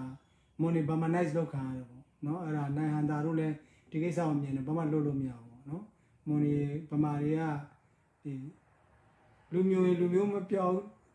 မြေမျိုးလူမျိုးမပြောင်းလူမျိုးပြုတ်တယ်ဆိုတာစဟုတ်တက်ပြီးတော့သူကိုယ်တိုင်လိုက်မျိုးတာဗျာဆိုတော့ဒါကလည်းဟိုဗမာမောအောင်ပြောတာမဟုတ်လေဒါကနိုင်ငံတော်အစိုးရတွေကဒီလိုစနစ်တကျလုပ်ခဲ့တဲ့ကာလဖြစ်တာဆိုတဲ့အခါကျတော့ခုနဗမာတကြတိုင်းသားတကြဆိုရင်တိုင်းသားတယောက်တကြစီရတဲ့ကဗမာခုနကြဒါအောင်မဖြစ်အောင်လည်းကျွန်တော်တို့လုပ်အောင်ပါဒါဗမာပြည်နယ်ဆိုတာတော့တော်တော်စဉ်းစားရမယ်ဗမာပြည်နယ်ဆိုတာတော်တော်စဉ်းစားရမယ်ဆိုတာဟိုကျွန်တော်တို့ကဟိုမတိမ်မြင့်အနေထားတွေရှိတာမဟုတ်ဘူးနော်တကယ်လို့ဗမာကြီးတစ်ခုလုံးဗမာတွေအားလုံးပြည်နယ်ကြီးတစ်ခုလုံးမှာထားလိုက်မယ်ဟိုလူကြီး3သိန်းလောက်ရှိတဲ့ကရင်ပြည်နယ်ကိုလည်းဟိုဓာတ်လူခွေပေးရမယ်အချင်းကဒီပြည်တော်စုရဲ့သဘောတရားဓာတ်လူမဲပေးရမယ်ဒါကိုကျွန်တော်လက်ခံဆိုတော့ဟိုဗမာလူကြီးတန်း30ကိုခင်ဗျာအမတ်2ယောက်မဲနမဲပဲပေးခွင့်ပေးမယ်လူကြီး3တန်းလောက်ကိုကရင်3သိန်းလောက်ရှိတဲ့ကရင်တွေကိုလည်းနမဲပေးမယ်ဒါဘလို့မှလက်တွေ့ကြကြအကောင့်နဲ့ပေါ်လို့မရတဲ့ကွာကြီးတွေကဒါမဖြစ်နိုင်ဘူးလေနောက်လူနည်းစုနဲ့လူများစုဆိုတာအများအားဒါရှိတယ်ခင်ဗျာကဗမာကလူများစုဟိုငါတို့ကချင်းတွေကလူနည်းစုကဲခင်ဗျားတို့ကပြည်နယ်တွေပြန်သွားလိုက်ရခိုင်မှာရခိုင်လူများစုဖြစ်တယ်အဲ့ဒီမှာကျတော့လည်းချင်းတို့မရမာကြီးတို့မျိုးတို့တက်တို့ကလည်းသူတို့ရခိုင်ရိုညာတို့ကလည်းသူတို့လူနည်းစုပြန်ဖြစ်နေပြန်သူတို့ကြတော့လည်းခါရခိုင်နဲ့ conflict of interest ပြန်ဖြစ်ပြန်ရှမ်းပြည်နယ်မှာလည်းလွတ်တော်ထဲမှာရှမ်းအများဆုံးဖြစ်မယ်ဆိုပါစို့နော်ကချင်မှာလည်းဒီလိုကချင်ကဖြစ်မယ်ရှမ်းကလည်းဖြစ်မယ်အဲ့ဒီမှာလည်းတခြားလူမျိုးလေးတွေရှိတယ်သူတို့မှာလည်းသူတို့ရဲ့ရပိုင်ခွင့်တွေပြန်ရှိတယ်ဆိုတော့ဒီဥစ္စာကဒီမိုကရေစီနဲ့ဖက်ဒရယ်ဆိုတဲ့ကိစ္စကိုဗမာပြည်နဲ့ဟိုနံပါတ်1ကစစ်အာဏာရှင်စနစ်ကိုကျွန်တော်တို့အမြင့်ကိုဖျက်ပလိုက်မယ်စစ်အာဏာရှင်စနစ်ကဘယ်လိုပုံစံမျိုးနဲ့မှဗမာပြည်မှာရှိနေလို့မရဘူးဒါကနံပါတ်1ပေါ့နံပါတ်2ကခုနဖက်ဒရယ်ပြည်ထောင်စုကိုတည်ဆောက်မယ်ဆိုရင်တိတ်ဆွဲကြည့်လို့တော့မရဘူးခုနဟိုဒီမိုကရေစီနဲ့ဖက်ဒရယ်ကိုပိုင်ပြဋ္ဌာန်းခွင့်တွေဗမာပြည်နဲ့ကန့်ညီဆိုတာလက်တွေ့ကျသွားတယ်ဟိုအချိုးညီပေါ့နော်စိတ်ရှည်နဲ့ပေါင်းစပ်ဖို့လိုတယ်နောက်တော့ဖွဲ့စည်းပုံကိုတခါတည်းပတ်ကားကြီးဒီလိုနောက်အကောင်းဆုံးဆွဲလို့မရဘူးဖွဲ့စည်းပုံဆိုပြင်လို့ရတယ်ပြင်လို့ရအောင်လုပ်တာဒီနေ့ဒီအချိန်နဲ့ကန့်ညီတဲ့ဖွဲ့စည်းပုံအရင်ဆွဲပါနော်ဒီနေ့ကန့်ညီတဲ့ဖွဲ့စည်းပုံနောက်နိုင်ငံလူတွေနိုင်ငံရေးတည်တွေမြင့်လာတယ်နောက်တရားနားလည်မှုတွေရှိလာတယ်သားစရာဖြစ်လာတယ်နော်အမြင့်ကျဲလာတယ်ဆိုရင်အဲ့ဒီအချိန်မှာတခါထပ်ပြီးပြင်ဆွဲပါဒါမှမဟုတ်ငါဒီတစ်ဖက်ကလည်းငါဒါရမှာတစ်ဖက်ကလည်းငါဒါရမှာတင့်ကန်နေမယ်ဆိုရင် ဒါလည်းဖွဲ့စည်းပုံဆိုင်ရာအကြက်တွေဖြစ်လို့ပေါ့နော်ဒါကိုလည်းကျွန်တော်ဆွေးနွေးခြင်းနောက်တစ်ခုကကိုတက်ခဲစေရုံနဲ့နော်ဒါကားတဲ့ကိုအတွက်အန်ဒီတော့ရှိကောင်းရှိမယ်ဗမာလူမျိုးကြီးဝါဒကိုဘယ်ချိန်ကဘယ်သူတွေစလုပ်ခဲ့တာလဲတဲ့ဒါကိုဗမာလူမျိုးတွေသိအောင်ပြောပြပေးပါတဲ့ YMBA ကိုဘယ်သူကဘာရွေချက်နဲ့ထောင်တာလဲတဲ့အမှန်ကလူမျိုးကြီးဝါဒလူဦးရေများတဲ့လူက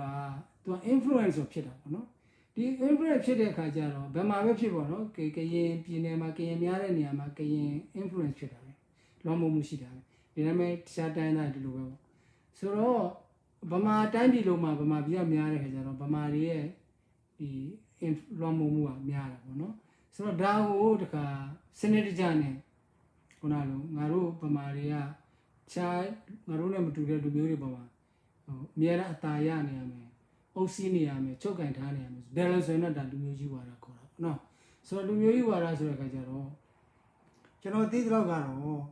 ဒီလူမျိုးကြီးဝါဒကိုအသက်သွင်းတာကတော့စစ်အုပ်စုပဲဗျ။ကျန်တဲ့ဒီဦးနိုးတို့ဘာတို့မှာတာမာအဖြစ်တော့ရှိတယ်လို့တချို့တွေဆွဆွဲတာရှိတယ်ပေါ့နော်။သူကသူကဆိုရင်မုံလို့လက်မခံဘူးဗမာလို့သူဦးနိုးကယူဆဗမာပဲမုံမရဘူးရခိုင်လို့သူလက်မခံဘူးရခိုင်ဗမာပဲနော်ရခိုင်မလုံးနဲ့ကဲရခိုင်ပြည်နယ်ရတာ1994တာပါလားအဲ့ကြမှာရတာလေအစမ်းမမရဘူးဆိုတော့ဒီလူမျိုးကြီးဝါဒကဟိုတယ်မော်လူမျိုးတစ်မျိုးကအများအားအခွင့်အရေးတာအခုဆိုဒီစစ်အာဏာရှင်စနစ်မှာဘယ်လိုဖြစ်လာလဲဆိုစစ်တပ်ကိုပဲကြည့်လိုက်ဗျဗမာပြည်မှာအခွင့်အရေးတွေအာဏာတွေအရှိဆုံးအဖွဲ့အစည်းစစ်တပ်စစ်တပ်မှာခင်ဗျာဗိုလ်ချုပ်တယောက်နှစ်ယောက်သူတို့ထည့်ထားရင်လည်းလူမြင်ကောင်းအောင်ထည့်တာပဲဘာမှလုပ်ပိုင်ခွင့်မရှိဘူးဆိုတော့သူတို့ခုနဗမာလူမျိုးဗုဒ္ဓဘာသာဖြစ်နော်ဒီလိုလူမျိုးကြမှာသူတို့ကဒီတက်ထဲမှာထိချုံနိုင်တဲ့အင်အားကိုပေးတာဟုတ်နော်အာဏာကိုချုပ်ကန်တာဒါဗမာလူမျိုးကြီးဝါဒပေါ့ဒီဝါဒကိုတော့ကျွန်တော်တို့စစ်မှန်တဲ့ပြည်တော်စုကိုတိဆောက်နေမယ်ဆိုရင်တော့ကျွန်တော်တို့ဒါကိုဖြုတ်အောင်ပေါ့နော်ဒါကိုပယ်ဖျက်ဖို့လိုတယ်ပေါ့လူတွေအရေးရှင်းနဲ့လိုက်ပြီးပေးဖို့လိုတယ်ပေါ့ YMBA ဘယ်သူကဘာရွေချက်နဲ့တူထောင်တယ်လဲဆိုတော့ YMBA ကအမှန်ကတော့ဟို YMCA ဆိုတာရှိတယ်ဗျာ Young Men Christian Association YMCA အခုဒီ YMCA ကျွန်တော်တို့ဒီကမ္ဘာမှာတစ်ဝါလုံးမှာရှိပါတယ်အဲ့တော့အဲ့ဒီကိုအားကြပြီးတော့ငါတို့ကဒီခရစ်ယာန်တွေရဲ့လူငယ်ခရစ်ယာန်လူငယ်အဖွဲ့ပေါ့နော်ခရစ်ယာန်လူငယ်အဖွဲ့ဆိုတော့ငါတို့ကလည်းဗုဒ္ဓဘာသာလူငယ်အဖွဲ့ဖွဲ့မယ်ဆိုပြီးတော့ဒီအမျိုးသားရေးနိုးကြတဲ့လူတွေကရည်ရွယ်ချက်ကောင်းတယ်ပေါ့ရည်ရွယ်ချက်ကောင်းတယ် Young Men Buddhist Association ပေါ့နော် Young Men Buddhist Association ကိုသူထိဆောင်တာနောက်ပိုင်း GCPA လို့ပါလို့ General Council of Burmese Association လို့ပါလို့ပြောင်းလာရှိတော့သူတို့ရည်ရွယ်ချက်ကတော့ကောင်းပါလေတိုင်းပြည်ရဲ့နိုင်ငံခြားသားလွှမ်းမိုးမှုတွန်းလှန်မှုဆိုတော့တော့တင်တဲ့1918လောက်ကလားအဲ့လောက်ကသူထိတောင်းလာတော့တင်နောက်တစ်ခါနောက်တစ်ယောက်ကမေးတာကပလဲပေါက်ကဖွရီကြ9ပါးမောက်ချီဘာလဲပလဲပေါက်ကဖွရီကြ9ပါးမောက်ချီသူ့နာမည်အဲ့လိုရေးတာသူကဘာပြောလဲဆိုတော့ရိုညာစကားကိုဘယ်တော့မှစသုံးကြလဲ1999 France ဟုတ်ပြီရိုညာစကားကိုဘာဖြစ်လို့ထပ်စသုံးသူ့မိကွန်းအဲ့ဒါပေါ့နော်ကျွန်တော်1999က90ကကျွန်တော်နှုတ်လေးထုတ်တာဆိုတဲ့အခါကျတော့ရိုညာစကားကိုဘယ်တော့မှစသုံးတာလဲဆိုသူမေးတဲ့အခါကျတော့ရိုညာစကားကိုတမိုင်းရဆိုရင်တော့1999တို့မှာဒီ Francis Buchanan တို့ဗမာပြည်ရောက်တော့အင်းဝါကိုရောက်တယ်ဒီဗမာနိုင်ငံအနှံ့သွားတဲ့ခါကျတော့ရိုညာလူမျိုးတွေရိုညာစကားတွေတွေ့ခဲ့တယ်သူမှတ်တမ်းတင်တယ်ပေါ့နော်နောက်တစ်ခါဟိုဆရာလင်းထက်ဆိုရလဲသူဂျာမနီကပြီးခဲ့တဲ့3-4ရက်ကသူဆောင်းပါးတစ်စောင်ဂျာမန်ဘာသာကိုသူဘာသာပြန်ပြီးတော့သူဆောင်းပါးတစ်စောင်ရေးတယ်ဒီဂျာမန်ကလည်း1815ခုနှစ်တုန်းကဒီပညာရှင်တွေကဒီရခိုင်ဒေသအာကန်ဒေသမှာရိုဟင်ဂျာဘာသာစကားကိုတွေ့ခဲ့တယ်ဆိုတော့မှတ်တမ်းတင်ထားတယ်ကျွန်တော်ဆရာလင်းထက်ဆိုရေးထားတယ်ရှိတယ်ပေါ့နော်ဆိုတော့ ဒီလိုဗျဆိုတော့ခက်စဉ်းစားကြည့်1800ပေါ့နော်1800တဲကရိုဟင်ဂျာစကားကိုပြောနေတာကိုသူတို့သိတယ်မှတ်တမ်းတင်တာဒါဆိုရင်ခင်ဗျားတို့ကစဉ်းစားရမှာရိုဟင်ဂျာစကားကို1800မှာစပြောတာလားဒါနည်းနည်းစဉ်းစားဥပမာပြပြနိုင်ငံသားခီးသွားတယောက်ဗမာပြည်ရောက်လာအခုပဲရောက်လာတော့ဟာသူမှတ်တမ်းနေတော့နှုတ်လေးထုတ်လိုက်တာဟာဗမာပြည်ကလူတွေကမြန်မာစကားပြောကြတယ်ဒါ2021မှာသူရောက်လာနော်ဆိုတော့သူမှတ်တမ်းကိုကြည့်ပြီးတော့ဟာမြန်မာပြည်ကလူတွေက2021မှာမြန်မာစကားပြောတာလို့ခင်ဗျားတို့ယူဆမလားနော်ဘာသာစကားတစ်ခုဆိုတာနှစ်ရာပေါင်းများစွာစဉ်းသက်လာတဲ့စကားတွေဗျာခုနလိုချက်ချင်းကြီးတို့လာပြီးတော့ဒီလူမျိုးကဒီစကားပြောတယ်အခုချင်းချင်းအားလုံးမွေးတဲ့ကလေးရစားမွေးကစားကလေးရစားတေးအသက်ကြီးတဲ့လူအထိအားလုံးကဒီစကားပြောတာအခုချင်းချင်းပြောတယ်လို့ဘယ်လိုယူဆနော်ဆိုတော့ဒီတိုင်းပေါ့နော်ဆိုတော့1800ကတက္ကသိုလ်1800ကရိုဟင်ဂျာစကားကိုသူတို့တွေ့တယ်ရိုဟင်ဂျာလို့လည်းစလုံးပေါင်းအမှန်နဲ့ဒီနေ့စလုံးပေါင်းအမှန်နဲ့မှတ်တမ်းတင်ထားတယ်ဆိုတော့မှတ်တမ်းတွေအများကြီးရှိတာပဲသမိုင်းပညာရှင်အများကြီးရေးထားတာပဲဆိုတော့ကကြတော့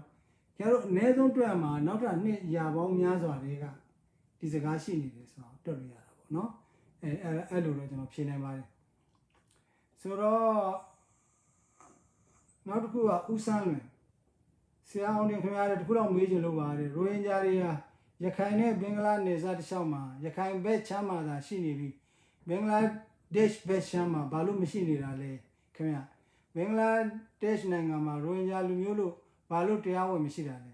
ရခိုင်လူမျိုးတွေဆိုရင်နယ်စပ်တစ်လျှောက်ဟိုဘက်ဒီဘက်ခွာနေကြတယ်ဘင်္ဂလားဒေ့ရှ်မှာလည်းတရားဝင်မြို့နယ်စုနိုင်ငံသားဖြစ်နေတယ်ဆိုတော့ရိုဟင်ဂျာကဘာလို့ဘင်္ဂလားဒေ့ရှ်နိုင်ငံမှာမရှိတာလဲကောင်းတယ်ဗျာဒီမေကွန်းကကျွန်တော်လည်းဖြေချင်ပါတယ်ဒီမေကွန်းဆိုတော့လူမျိုးဆိုတာကနည်းနည်းလေးပေါ့ဗျာလူမျိုးဆိုတာကကျွန်တော်ပညာရှင်မဟုတ်ဘူးเนาะကျွန်တော်ဖတ်ထားတာလေးကျွန်တော်ပြန်ဖောက်တယ်စားကျွန်တော်တမိုင်းလေးလာသူအဆင့်တော့မဟုတ်ဘူးတမိုင်းဖတ်သူအဆင့်ပဲရှိဆိုတော့လူမျိုးဆိုတာကဒီခါလေးကျရင်ဒေသန္တရပေါ့ geographical name နေနဲ့လူမျိုးတွေရှိတယ်ဥပမာကျွန်တော်ဗမာပြည်မှာဗိတ်လူမျိုးရှိတယ်အင်းသားလူမျိုးရှိတယ်နော်ဆိုတော့အင်းသားဟိုမိပြီးဖြစ်လာလူမျိုးညဗမာပြည်မှာဆူရီတီတို့ဂိုဂျရာဒီတို့တွေ့တော့မလားဆူရတ်ဆိုတဲ့မျိုးကလာတဲ့လူဆူရီတီလို့ခေါ်တယ်ဂိုဂျရာဒေသကလာတဲ့လူဂိုဂျရာဒီလို့ခေါ်နော်ဒီဆိုတော့သူတို့ရဲ့အခုကမာဂရတိုင်းမှာနေတဲ့လူမာဂရလူမျိုးလို့ခေါ်တယ်ဒီဟာဒေသကိုပြုတ်ပြီးတော့ဟိန္ဒူဆိုလည်းကတော့ဟိန္ဒူမြင့်မှာနေတဲ့လူဟိန္ဒူလို့ခေါ်ဆိုတော့ဒီလိုရှိတယ်အဲ့တော့လူမျိုးဆိုတာကဒေသကိုလိုက်ပြီးဖြစ်တာဆိုတော့ခင်ဗျားတို့ကသူပြောတဲ့မေးခွန်းမှာဟိုဘာဖြစ်လို့ဟိုဘက်ချမ်းဒီဘက်ချမ်းဆိုတော့ဒီကျွန်တော်ထင်တယ်လွန်ခဲ့တဲ့10နှစ်9နှစ်10နှစ်လောက်ကလားမသိဘူးဒီ RFA လို့ထင်တယ် RFA မှာဥကိုကိုရက်ဒီစကားကိုပြောတယ်ဘာဖြစ်လို့ဟိုဘက်ချမ်းမှာအမှန်ဆိုသူတို့တကယ်လူမျိုးမှန်နေဆိုရင်ဟိုဘက်ကဒီဘက်ရှိရမှာပေါ့ဘာဖြစ်လို့ဟိုဘက်မှာရိုဟင်ဂျာမရှိဘူးဘာဖြစ်လို့ဒီဘက်မှာရှိတယ်လဲပြောတော့အဲ့ဒီမနုဿဗေဒဌာနကရန်ကုန်မနုဿဗေဒဌာနကဒေါက်တာမိုးတီတာထွေးရသူပြန်ဖြေသွားတာရှိဆိုတော့အဲ့ဒီဗီဒီယိုကလစ်လေးကျွန်တော်မှရှိတယ်ငါတို့လူချင်းပြောဆိုတော့ဒေါက်တာမိုးတီတာထွေးကပြောတာကခုနပြောတဲ့ဒေသဆိုင်ရာနာမည်ပဲဆိုတော့ဒီနတ်မြို့ဝမ်းနဲ့ဟိုဘက်ချမ်းဒီဘက်ချမ်းမှာဒီဘက်ချမ်းအလူတွေကိုရွာဟောင်းကြားနော်ရွာဟောင်းကြားရိုဟင်ဂျာဆိုတော့သူဖြစ်လာရွာဟောင်းသားတွေကြားဆိုတာဟိုဘက်ကလူတွေရှောက်ကြနော်ဟိုဘက်ချမ်းလူရှောက်ကြဒီလိုဒေသလိုက်ခွဲကြတာဥမာပြင်ခင်ဗျားကမေကွန်းထုတ်တယ်လို့ကိုစမ်းလွင်ဦးစမ်းလင်းကမေးတာဘာဖြစ်လို့ဒီဟိုဘက်ဒီဘက်မနေလဲဆိုကမန်ဝဲကြည့်လေကမန်ကရခိုင်မှာရှိဘာလို့ရိုဟင်ဂျာမရှိလဲဟိုဘင်္ဂလားဒေ့ရှ်မှာမရှိလဲနော်ဆိုတော့ဒါအဲ့ဒါကြောင့်ဒီဟာပုံသဏ္ဍာန်တွက်လို့မရဘူးနော်နောက်တစ်ခုကသူပြောတာရခိုင်အားတယ်ဟိုဘက်ဒီဘက်ချင်းအမှန်ဒါလည်းမဟုတ်ဘူးဗျဘင်္ဂလားဒေ့ရှ်ကျွန်တော်ဒေါက်တာအဘစ်ဘာဟာကိုကျွန်တော်မေးတယ်ဒီကိစ္စပြီးတော့ဒေါက်တာအဘစ်ဘာဟာဆိုမြန်မာအရေးတွေမှာဘင်္ဂလားဒေ့ရှ်အရေးတွေမှာဒီတကယ်ကိုကျမ်းနေပြုစုနေတယ်ပညာရှင်တယောက်ပဲဒီကနေဒါနိုင်ငံကဘက်က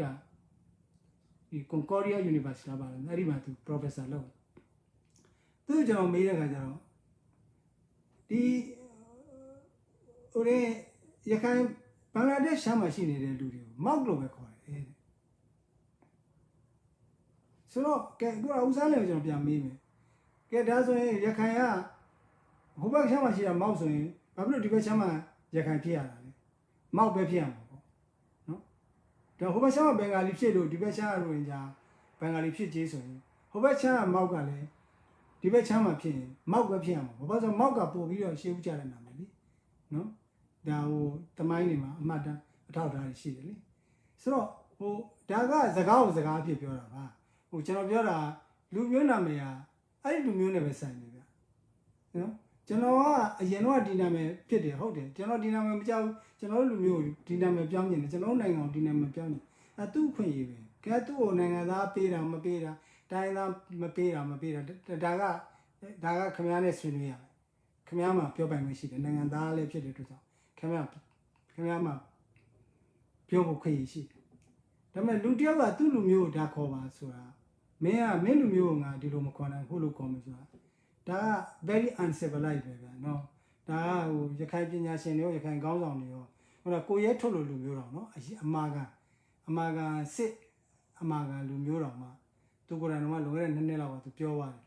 ဒါသူတို့နာမည်ကိုသူတို့ပေးတာကိုမလုပ်ပါနဲ့ဒါကခင်ဗျားတို့21ရာစုမှာတကယ်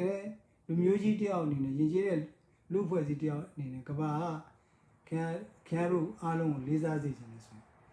သူများလူမျိုးကို dictate မလုပ်နဲ့နော်မပြောနဲ့မင်းဒီလိုနေရမယ်မင်းဒီလိုဝဲရမယ်ဒီလိုစားရမယ်မင်းနာမည်ဒီလိုပဲဖြစ်ရမ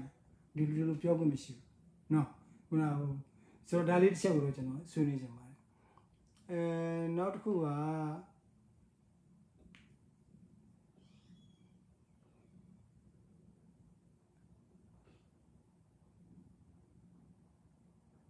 ကိုဆာမင်းထုံးကဟောတော့အဲ့ဒီကိုဆာမင်းထုံးမပြောခင်မှာဒီမှာနောက်တစ်ယောက်ရှိတယ်ကိုကျော်နိုင်စိုးအခုသူတို့ရခိုင်လို့ခေါ်နေကြတဲ့သူတွေကတဲ့သူတို့ရဲ့မူရင်းနာမည်ကမောက်လို့သိရတယ်မောက်ပဲချင်းကစပြီးတော့မောက်ကနေရခိုင်ကိုသူတို့ခေါ်လာကြတာလေဘာကြောင့်လဲတစ်ချိန်ကအာရကန်ကိုရိုဟန်လို့ခေါ်ခဲ့ကြောင်းလေ့လာမိတယ်ဟမ်အာရကန်တို့မို့ရိုဟန်ကိုတဲ့ရခိုင်လို့ဘယ်လိုခေါ်လဲဘာကြောင့်ခေါ်ဖို့ဘယ်လိုဖြစ်လာတယ်လဲရိုဟန်ဒေသကိုရခိုင်အစားဝင်နေရာယူခြင်းလို့လားရိုဟင်ဂျာကိုရခိုင်လို့နေရာဝင်ယူခြင်းလို့လား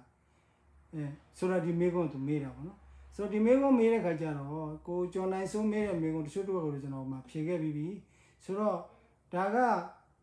ဟို mock ဆိုတာကဒီဘက်ကလူတွေကတော့သူတို့ကျွန်တော်သိတော့ပြောတာနော်မားရင်လည်းခင်ဗျားတို့ဖြေပေါ့နော်ကျွန်တော်ဘယ်သူမှနဲ့နာအောင်ပြောလို့ပေါ့ဒီဘက်ကရခိုင်လူမျိုးတွေကသူတို့ mock လို့ခေါ်တာသူတို့မကြိုက်ဘူးပေါ့နော်သူတို့မောက်မဟုတ်ဘူးလို့သူတို့ပြောတာပေါ့နော်ဒါပေမဲ့ဟိုဘက်မှာကြားတဲ့ခါကျတော့ mock society တို့ mock media တို့နော် mock လူအဖွဲ့အစည်းတို့ mock Buddhist association mock တွေက website တွေရောတချင်းတွေရောသူတို့ဂုဏ်ယူတယ်ဘင်္ဂလားဒေ့ရှ်ဆိုရလည်း mock လူမျိုးတွေကိုတိုင်းသားလူမျိုးဖြစ်ချီးမြှောက်တကယ်ချီးမြှောက်တာနော်ဒါဒီဘက်ကနေဟိုဘက်ကိုကူးလာတဲ့လူတွေဘာသိပေမဲ့နှစ်ပေါင်းရာရှိနေလာတဲ့ကောင်ကြောင့်ဒီဝင်ကြီးတွေစစ်ဗိုလ်ချုပ်တွေပြည်နယ်အုပ်ချုပ်ရေးမှူးတွေအမတ်တွေနော်အရာရှိကြီးတွေဒီမောက်တွေကိုဘင်္ဂလားဒေ့ရှ်ဆိုရအစင်ဆက်ကအတိမတ်ပြီအခွင့်အရေးပေးတာဟိုတော်တော့ဒီဗမာပြည်မှာဟိုမွတ်စလင်တွေကိုတိုက်ခိုက်လို့ဆိုတော့မခံနိုင်လို့ဟိုဘင်္ဂလားဒေ့ရှ်မှာဒီတချို့စစ်သွေးကြတွေမြောက်ပြီးလို့မွတ်စလင်ဆောက်တွေမြောက်ပြီးလို့ဘင်္ဂလားဒေ့ရှ်မှာရှိတဲ့ဗုဒ္ဓဘာသာတွေရဲ့ဘုံကြီးကျောင်းတွေပြီးကိုမီရှို့ဖြစ်စီတာဖြစ်တယ်လေချက်ချင်းပဲနော်6လလောက်တနည်းမကြောက်ဘူး6လကျော်လောက်ပဲတခါတည်းအကုန်ပတ်စံတွေထုတ်ပေးဒီခုနဖြစ်စီသွားတဲ့ဖျားတွေအစ်စ်ပြန်တယ်ပေးကျောင်းတွေအစ်စ်ပြန်တယ်ပေးပျက်စီးဆုံးညွန်သွားတဲ့လူတွေရော်ကြီးပေးတခါတည်းဒီဘုံကျောင်းကြီးဖျားကြီးဆိုဒီဖွင့်ပွဲဒီရှိတ်ခါစင်နာလက်ရှိဝင်ကြီးချုပ်ကတက်ပြီးတော့ခုနဖမ်းတဲ့ခုနမီရှို့တွေတတ်တဲ့ကောင်တွေအကုန်ဖမ်းရအောင်လိုက်ပါတခါနောက်ဒီကောင်တွေဘယ်တော့မှဟိုဒီလူမျိုးဘာသာရေးဆွမ်းအောင်လုပ်လို့မရအောင်ဖမ်းပြီးတော့မှခုနနင့်လာတဲ့လူတွေရောချင်းပေးတာ general so and Senaji, Don Sansuji, Anaya, Dine Anaya, Monapia came out my sign on my Kachibina sign on my belief of Chessy Blighted. The Pagoda Theatre Mema, Pelijam Chessy, Musone Jai, Lure, Pabella Don Sansuji, lay using when you joke, when they Pagoda when you Babio. Ah, ye room if you would, I did do ye, not up for solar, ye mu. Do you know ye mu? Senaji, no, a mea, the lady chain yagas or Pajan Lesra, and then Sena, Piomas or Arigasa vet and I lodge on. So, our Talba, going to make which and Dore Cajaro. Or to Roba Maro Mouth Ship, Divama, Yakabio, that is an object on Shiba. Mauko general open Malaysia can coordinate Shime, Yakana Mene, Tima people, Josani, the Yakana, Luciani, the Posi, she is original tea. I will do me as well a mouth shit, no? So, to Roa, you Rohandi, thou, Yakan, got Sayu, near Sayu Janala. The Loro, it was so the other, I will use an elderly, the Shima. I remember Roa. Taza Rapi, the always some way Lanyam, Tojan, Pocom, Temare. So, not who are go some mentor, a gentleman so he goes some mentor. Salama, do some Sunni Jimmy San and Snake, sit and I can snitch, Nigon show and bam lie. So, a general I need a machine. Or who Nilan of Kushi, go back your life. Business in a low, pure island and in the Kushi. So, Piotai Lazia, Piotai Banalo, Dada, the Nila Mialo, Yuzam Shiro, that two lodging to that trouble, no? General Caesar Suni Lanyan, the Nina Suni Lanyan, Dialogue Lanyan Mama General Tuara, Dipoma Sayam. Oh, Care Gunalu, Jamaica, no Guna Lurian Nena Sonjomu. Now, go to Ye or Mimu Sonjomu. The no background on the terms, you know. The necessity as internet kit, the loop was the tema, new civilization, Kababama, Anashania, Kankana, Komawabi, no? Through chemistry, through Penang and Toda Bay, Nangan Sessan Sessan, through Simple Mena, Sememiji Wonder, the Sanashini. Usura Nangania. Conteka came in Nangan. To no go and Conteka came in Suarip. No? So, the Aga General Mancane goes on Moon. The dialogue Lanyamama. Janaka Yapiro, Piduru Jobama, General Mamma Man, type of when name so you know. Da Tozo, Amiazo Nilan, General Young Chica. Now, Aunt Sochi, Melava Ange, Pidure Shini, energy party Shini Melo, Don Sansuji, Pioja Jepoma. Ange, I mean, Letitia Maria, Jizubi, Pijabi, Pidure Shini, energy party Shini Mesura, Daro Manes Gavia, Bazo, anybody who are Pidure Shini to Padia Shiamo. Pidu Bama Yadi, no. So these are got at the Bama Biomis, you know, General Bama Webam Lu, no? Or Diagaro Bama Tuti Mara, General Dulu, General Pijamari. Not who are Mose Tanzania, Ule on the Maria, Muslim Hotu Manamiago, Mountain Piatana, Shini, ha. Masuni Yewu. Masonry would have your 0 year later. So, it was ya. 10 hour Pietana, Shubia, 10 hour Lutia, Miana, Dilumiana, Miana, Yasin as well. Kazajam, you are sure about a sheet, no? Miana means chicken, no? So, the 10 hour Pietana, I mean, can I the Muslim Motuman, your Mones, or a chele. Tauta chicken shin or piatana shido. No? So, General Tenjida, General Lumuse, but as a machine. Shadow around 10.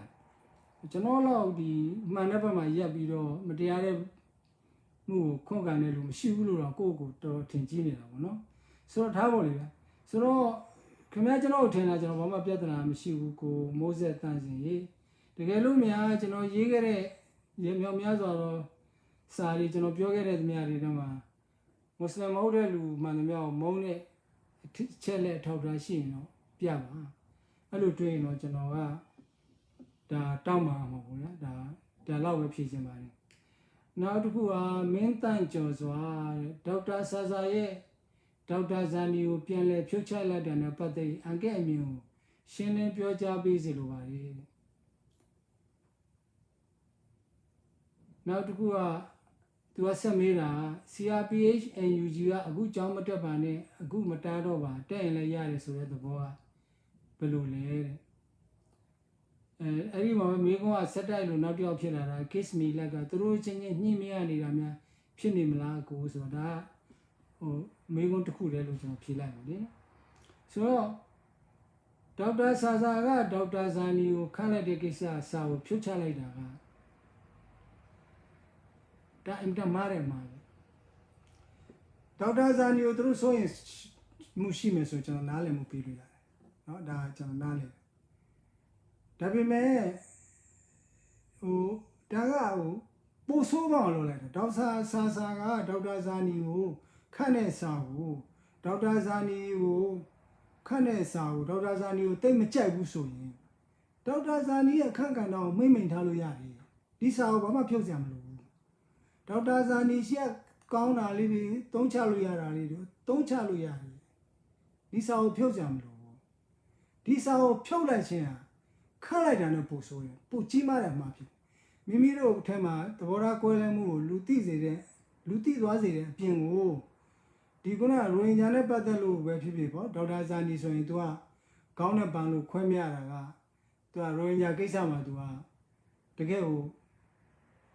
ဒူးဒူးချွန်ချွန်ပြောနေတဲ့လူတယောက်ဆိုတော့ဒါရိုဟင်ဂျာကိစ္စမှာပဲ NUG ကနည်းနည်းလေးခြေလမ်းလေးတွေမှားခဲ့တာရှိအခုပြင်လာတော့ပြင်နေတော့ပေါ့နော်ဆိုတဲ့အခါကျတော့ဒါဆက်ဆက်ပြီးစဉ်းစားလိုက်လို့ရှိရင်ဒါကပေးတဲ့ message ကကောင်းတဲ့ message မဟုတ်နော်ဒီရိုဟင်ဂျာဘေကိုပေးတဲ့ message ရိုဟင်ဂျာတွေကဒီ message ကိုမြင်သူတို့တော့ကောင်းတဲ့ message လို့မမြင်ဘူးနော်ခုနဟိုအဖွဲ့အစည်းထဲမှာလည်းတယောက်နဲ့တယောက်မညီညွတ်ဘူးဆိုရင်အမြင်ပေါ့ဆိုတော့တကယ်လို့များကျွန်တော်ဒါသူတို့နေရာမှာရှိခဲ့ရင်ဒီစာထုတ်ပြီးပြီစီတော့ဒီလူတော့ငါတို့သိမကြိုက်ဘူးသိစိတ်မချဘူးအဲ့ဒီလူရဲ့ကဏ္ဍကိုနည်းနည်းလေးလျှော့ပြီးတော့ထားလိုက်သွားလို့ရတာနောက်ပြီးတော့မှဒီကျွန်တော်တို့နိုင်ငံရေးမှာအများအားရန်သူအများအားမိတ်ဆွေမရှိဘူးဗျနော်တကယ်ဒေါက်တာဆာနီရှက်ကောင်းတာလေးတွေလည်းကျွန်တော်တို့ဒီ NUG ရဲ့ရေးတော်ပုံတွေအသုံးချနေတာပဲနော်ဆိုတော့အခုလိုဒီစာကိုထုတ်လိုက်ပြီးတော့မှဒီစာကိုပြန်ဖြုတ်ချလိုက်တယ်ဆိုတာတော့ဒါကမှားတယ်လို့ပေါ့နော်အမျှော်မြင်နေတယ်လို့ကျွန်တော်ယူဆတာပေါ့နော်တေချာမစဲစားပဲနဲ့လုပ်တယ်လို့ထင်တယ်နော်ဆိုတော့နောက်တစ်ခုကပါလဲCRPH NUG ကအခုကြောင်းမတက်နဲ့အခုကြောင်းတက်လို့လည်းရတယ်ဆိုတဲ့သဘောပေါ့နော်ဟို case မီလာကလည်းသူတို့ချင်းချင်းညှိနှိုင်းမရဘူးဒီသဘောပါပဲဆိုတော့ဒါတွေကကြောင်းမတက်နဲ့လို့ပါလို့ဆိုတာတွေကဒီမှာကကျွန်တော်သိတော့ကျွန်တော်ထင်မြင်ကြည့်တော့ပေါ့နော်ဒီ NUG မှာအရေးရှိတဲ့လူဘယ်ဖွဲ့စည်းမှမဆိုပါဗျာဘယ်ဆက်ဖွဲ့စည်းမှမဆိုဒီ leading role ကတော့အများကြီးရှိတာပဲဗျာ elite role လို့ခေါ်တာပေါ့နော်ဟိုလူဖွဲ့စည်းတစ်ခုမှာလူ10ယောက်ရှိရင်10ယောက်လုံးက leading role မှာဘယ်လို့မှမရှိနိုင်ဘူး2ယောက်ရှိမယ်1ယောက်ရှိမယ်3ယောက်ရှိမယ်5ယောက်ရှိမယ်ဒီလိုရှိတာဆိုတော့ဒါဒီလူတွေပဲဒီ2ယောက်3ယောက်ကပဲမြင်မြင်စမ်းစမ်းတိုင်ပင်ပြီးတော့ဒီကိစ္စကြီးတစ်ခုကိုတွန်းရတာဒါအဖွဲ့အစည်းတိုင်းရဲ့သဘာဝဆိုတော့သူတို့ message ပေါ့နော်ခုနကြောင်းမတက်နေလို့မြို့တွေတိမ့်မယ်လို့ဘာလို့စစ်တပ်ကကြောက်ရှိပါနေလို့ဒါတွေကတော့သူတို့ strategy အားနဲ့တယ်လို့ပြောအောင်ပေါ့နော် strategy အားနဲ့တယ်လို့ပဲကျွန်တော်ယူဆပါတယ်ဆိုတော့ဒီကြောင်းလို့ဘာလို့ဆိုတာကကျွန်တော်လည်းမနေ့ပြီးခဲ့တဲ့တုန်းကလည်းပြောခဲ့ပြီးပြီတကယ်လို့ကြောင်းမတက်ရင်ဒါကိုနင်းအောင်လုပ်တာပေါ့ကိုကလေးတွေကြောင်းမတက်ဘူးတနေ့မတက်ဘူးနည်းနည်းမတက်ဘူးလူလူသားသမီးတွေပြန်မတက်ဘူးပေါ့စစ်ဖို့သားသမီးတွေကြောင်းတက်စစ်ဖို့သားသမီးတွေတနေ့နည်းနည်းပညာပေါ်တက်သွားပြီပေါ့အဲ့တော့သူတို့ရှိမှကိုကကြ ကျွန်တော်စားအဖြစ်ဆက်ပြီးတော့ဖြစ်ဖို့ပိုသေးကြသွားတော့ဗောနော်ဆိုတော့ကိုကလည်းရေလိုကာလထဲမှာပြည်သူလူထုကိုမျှော်လင့်ချက်အတိုင်းမဖြည့်ဆည်းပေးနိုင်မင်းနဲ့ကိုကအရှင်ယူပြီးတိုက်ပွဲဝင်ရမယ်ဆိုတော့အတိမပြုတ်နေတဲ့ကာလမှာတော့မှနော်ခုနကျောင်းတွေမတက်ပါနဲ့ဆရာဝန်တွေဆေးမကူပါနဲ့ဆိုတာကဒါကအင်မတန်စဉ်းစားမှုအားနည်းတဲ့အလုပ်ဖြစ်တယ်နော်ဒါတွေကတော့ခဲတို့ပြင်နိုင်တဲ့နည်းနဲ့ပြင်စီခြင်းတယ်ဘာလို့ဒါကြီးကငါတို့ပျော်ထားပြီးသားမလို့ငါတို့မပြင်နိုင်ဘူးဆိုရင်ခဲတို့နှစ်ကြာရင်လည်းဒီကလေးတွေနှစ်လုံးကြောင်းမတက်ရပဲနေရမှာမကြမ်းပါတဲ့လူတွေကနှစ်မှာစိတ်မကူပဲနေရမှာလူတွေစားဝတ်နေရေးအလုံးမရှိဘူးငွေမရှိဘူးနှစ်သူတို့ထမင်းငါပြီးနေရမှာဆိုတော့နည်းကျေပြန့်ပြန့်လေးစဉ်းစားစီခြင်းတယ်ပေါ့နော်ဆိုတော့ကိုစိုးမြဦးက1980နိုင်ငံသားဥပဒေဟာတဲ့လွတ်တော်အမတ်ရာခိုင်နှုန်းဘယ်လောက်ရှိရင်ပြင်လို့ရတယ်လေဒီဥပဒေကိုပြင်ဖို့ရ NLD စ조사ခဲ့ပါသလားတဲ့ဘာကြောင့် NUG က1980လာဝကနိုင်ငံသားဥပဒေကိုအခုထိကိုးကားကင်ဆွဲခြင်းနေရတယ်လေဆိုတော့1980နိုင်ငံသားဥပဒေကိုအမတ်အများစုနဲ့ပြင်လို့ရတယ်ဗျာNLD ဒီဒေါ်ဆန်းစုကြည်ဟာဒီအမတ်အာဏာမရခင်တုန်းကဒီ1980နိုင်ငံသားဥပဒေဟာခင်းနဲ့မညီဘူးပြင်ကြရရှိတယ်ပြင်ရမယ်ဆိုတော့သူပြောခဲ့တယ်ပေါ့နော်သူနေရာရသွားတဲ့ခါကျတော့သူမပြင်တော့ဘူးပေါ့ဗျာမပြင်တော့ဘူးဆိုတော့ဒါကသူလှုပ်တဲ့လှုပ်ထိုက်တာမလှုပ်တာတွေပေါ့ဗျာသူကမလှုပ်တဲ့မလှုပ်ထိုက်တာမှန်သမျှကိုသူလှုပ်တယ်လှုပ်တဲ့လှုပ်ထိုက်တာမှန်သမျှမလှုပ်ဘူးဒါဒေါ်ဆန်းစုကြည်ရဲ့ထူးခြားတဲ့ရည်ရှင်အာဏာမရခင်တုန်းကပြောခဲ့တဲ့စကားမှန်သမျှရဲ့ပြောင်းမြန်ကိုအာဏာရပြီးတော့လှုပ်တယ်ဒါဒေါ်ဆန်းစုကြည်ရဲ့ထူးခြားတဲ့ရည်ရှင်ပေါ့နော်ဆိုတော့ NLD ကဘာကြောင့်မကြိုးစားလဲဆိုတော့ NLD ကခင်ဗျစဉ်းစားကြည့်ပါဗျာဦးသိန်းစိန်လက်ထက်မှာ passport ရုံးမှာတွင်းတော့တန်းစီတွင်းတော့တိကျတန်းစီတာမရှိဘူးဒေါ်ဆန်းစုကြည်လက်ထက်မှာဖြစ်တယ်ဦးသိန်းစိန်လက်ထက်မှာနေစားဖြတ်ကျော်အလုပ်သမားတွေကိုမွတ်စလင်အစ္စလာမ်ဘာသာဝင်အလုပ်သမားတွေနေစားဖြတ်ကျော်ခွင့်လက်မှတ်ထုတ်ပေးတယ်လောလောလသွားအလုပ်လုပ်လို့ရတယ်ကူးလို့ရတယ်ဒေါ်ဆန်းစုကြည်လက်ထက်မှာနေစားဖြတ်ကျော်ခွင့်လက်မှတ်မထုတ်ပေးတော့လာဝကဟာဒေါ်ဆန်းစုကြည်အစိုးရလက်အောက်မှာမဲအောင်လည်းလက်အောက်မှာမဟုတ်နော်ဆိုတော့ဒေါ်ဆန်းစုကြည်လက်ထက်မှာတွင်းနောဆိုတဲ့အတုံးတော့ပိုပြင်းထန်လာဆိုတော့ NLD ကဘာလို့မစ조사လဲဆိုတော့ဒါဒေါ်ဆန်းစုကြည်ပုံမှန်မှုတွေရောခင်ဗျမြန်မာတမိုင်းမှာမွတ်စလင်အန်ဒီရရှိတယ်မွတ်စလင်တွေရဲ့လူကြီးတိုးပွားမှုဟာစိုးရိမ်စရာရှိတယ်ဆိုတော့ပြောတဲ့ဗမာကောင်းဆောင်ခင်ဗျဘယ်နှယောက်တွေ့တရားမှမရှိဘူးမွတ်စလင်လူကြီးတိုးပွားတာကိုစိုးရိမ်တဲ့ကောင်းဆောင်ပြောတဲ့ထင်ရှားတဲ့လူကဝေရသူပဲရှိပမောက္ခပဲရှိဥတုစိတ်ဓာတ်ပဲရှိဒေါ်ဆန်းစုကြည်အဲ့ဒီဝေရသူတို့ပမောက္ခတို့ဥတုစိတ်ဓာတ်တို့ပြောတဲ့စကားလုံးသူပြောတယ်နော်ဆိုတော့ခင်ဗျားတို့လေးစားနေတာလေးစားဒါတော့ကျွန်တော်မသိဘူးကျွန်တော်ပြောတာတွေအချက်လက်တွေပဲတခုမှလုံးကြံထားတာမရှိဘူးဆိုတော့ NUG က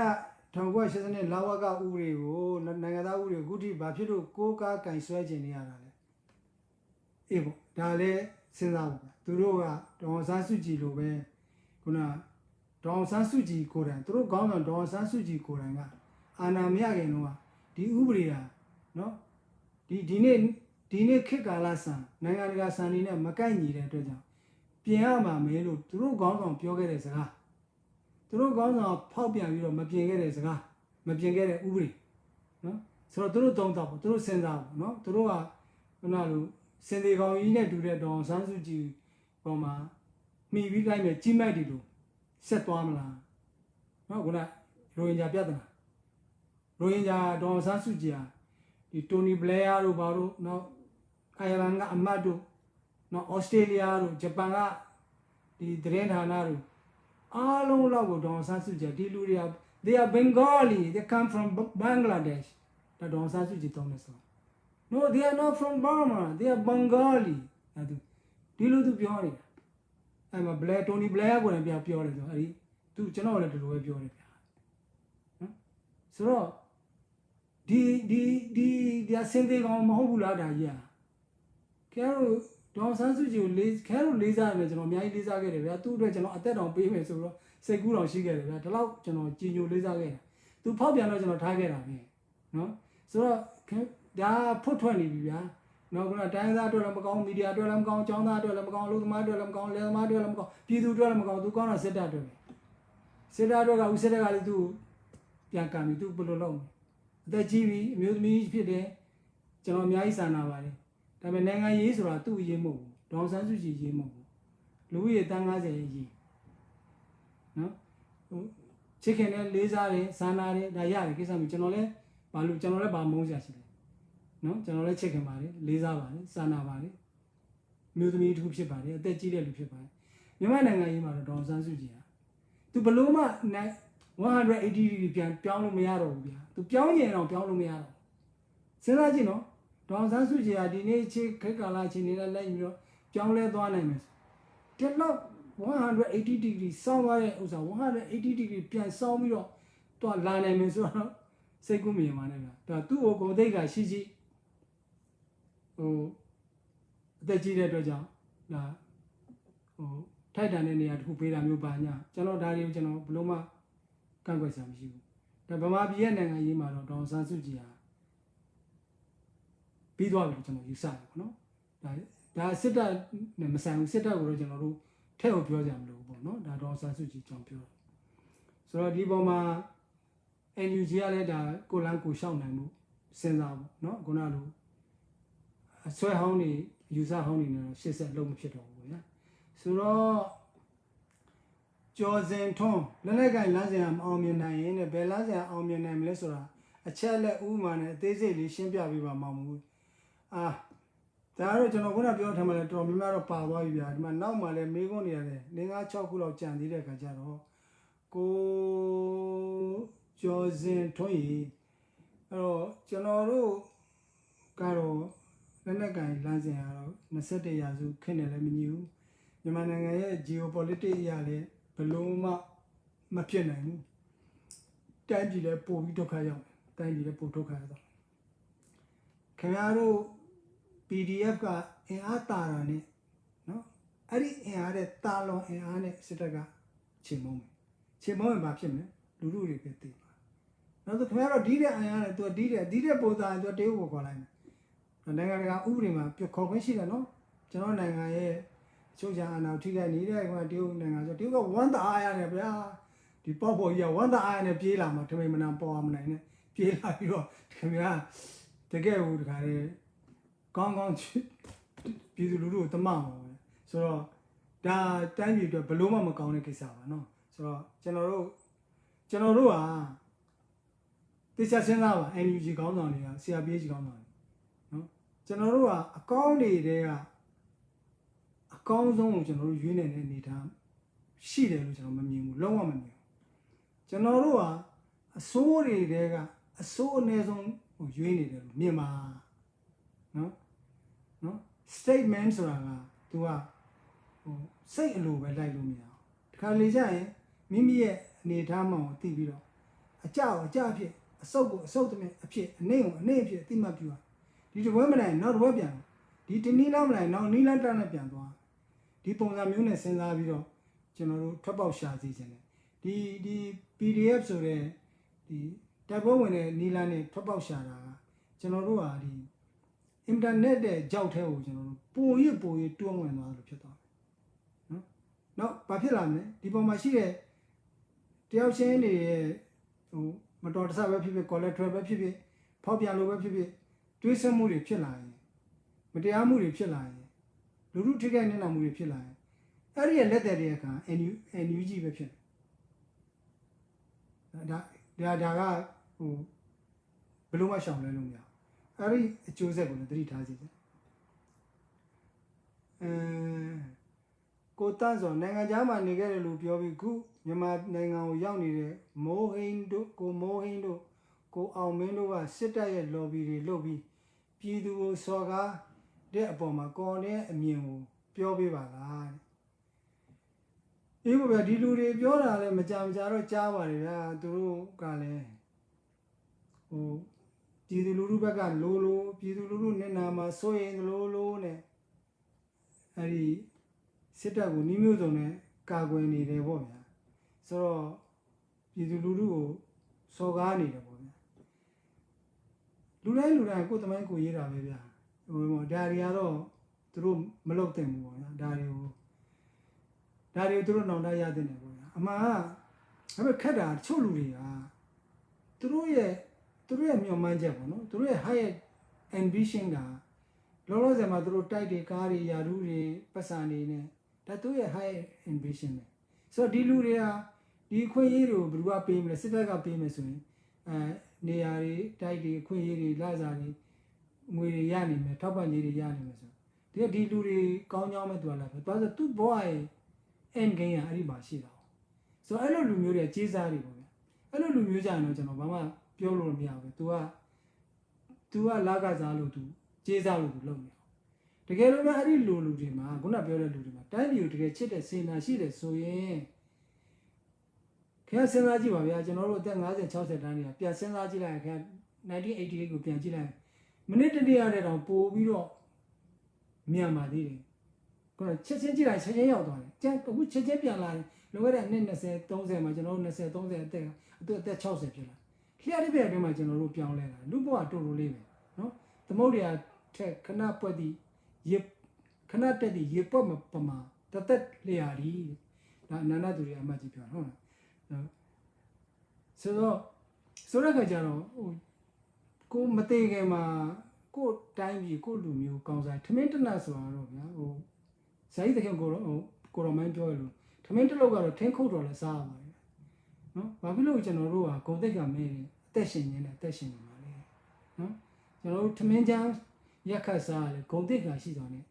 A testing Java, no, Karuma, deep in a city, no, great only city. Gucci, the piano and so nine, Konarishi, Pidu Lurubaga, Mamaga, Yapala. Sit down a Pidu Lurune, that's a pissage in a swing. General item about that's a pissage in a swing. Sit up Macau, County with the Hazard and Pilomia. Sit up Moda, Pomuda, Hotel with the Hazard and Pilomia. The Mahoda, you Mahogulo. Mapione, Mahoda, hold the room Mapione. No? Pidu Lurubega,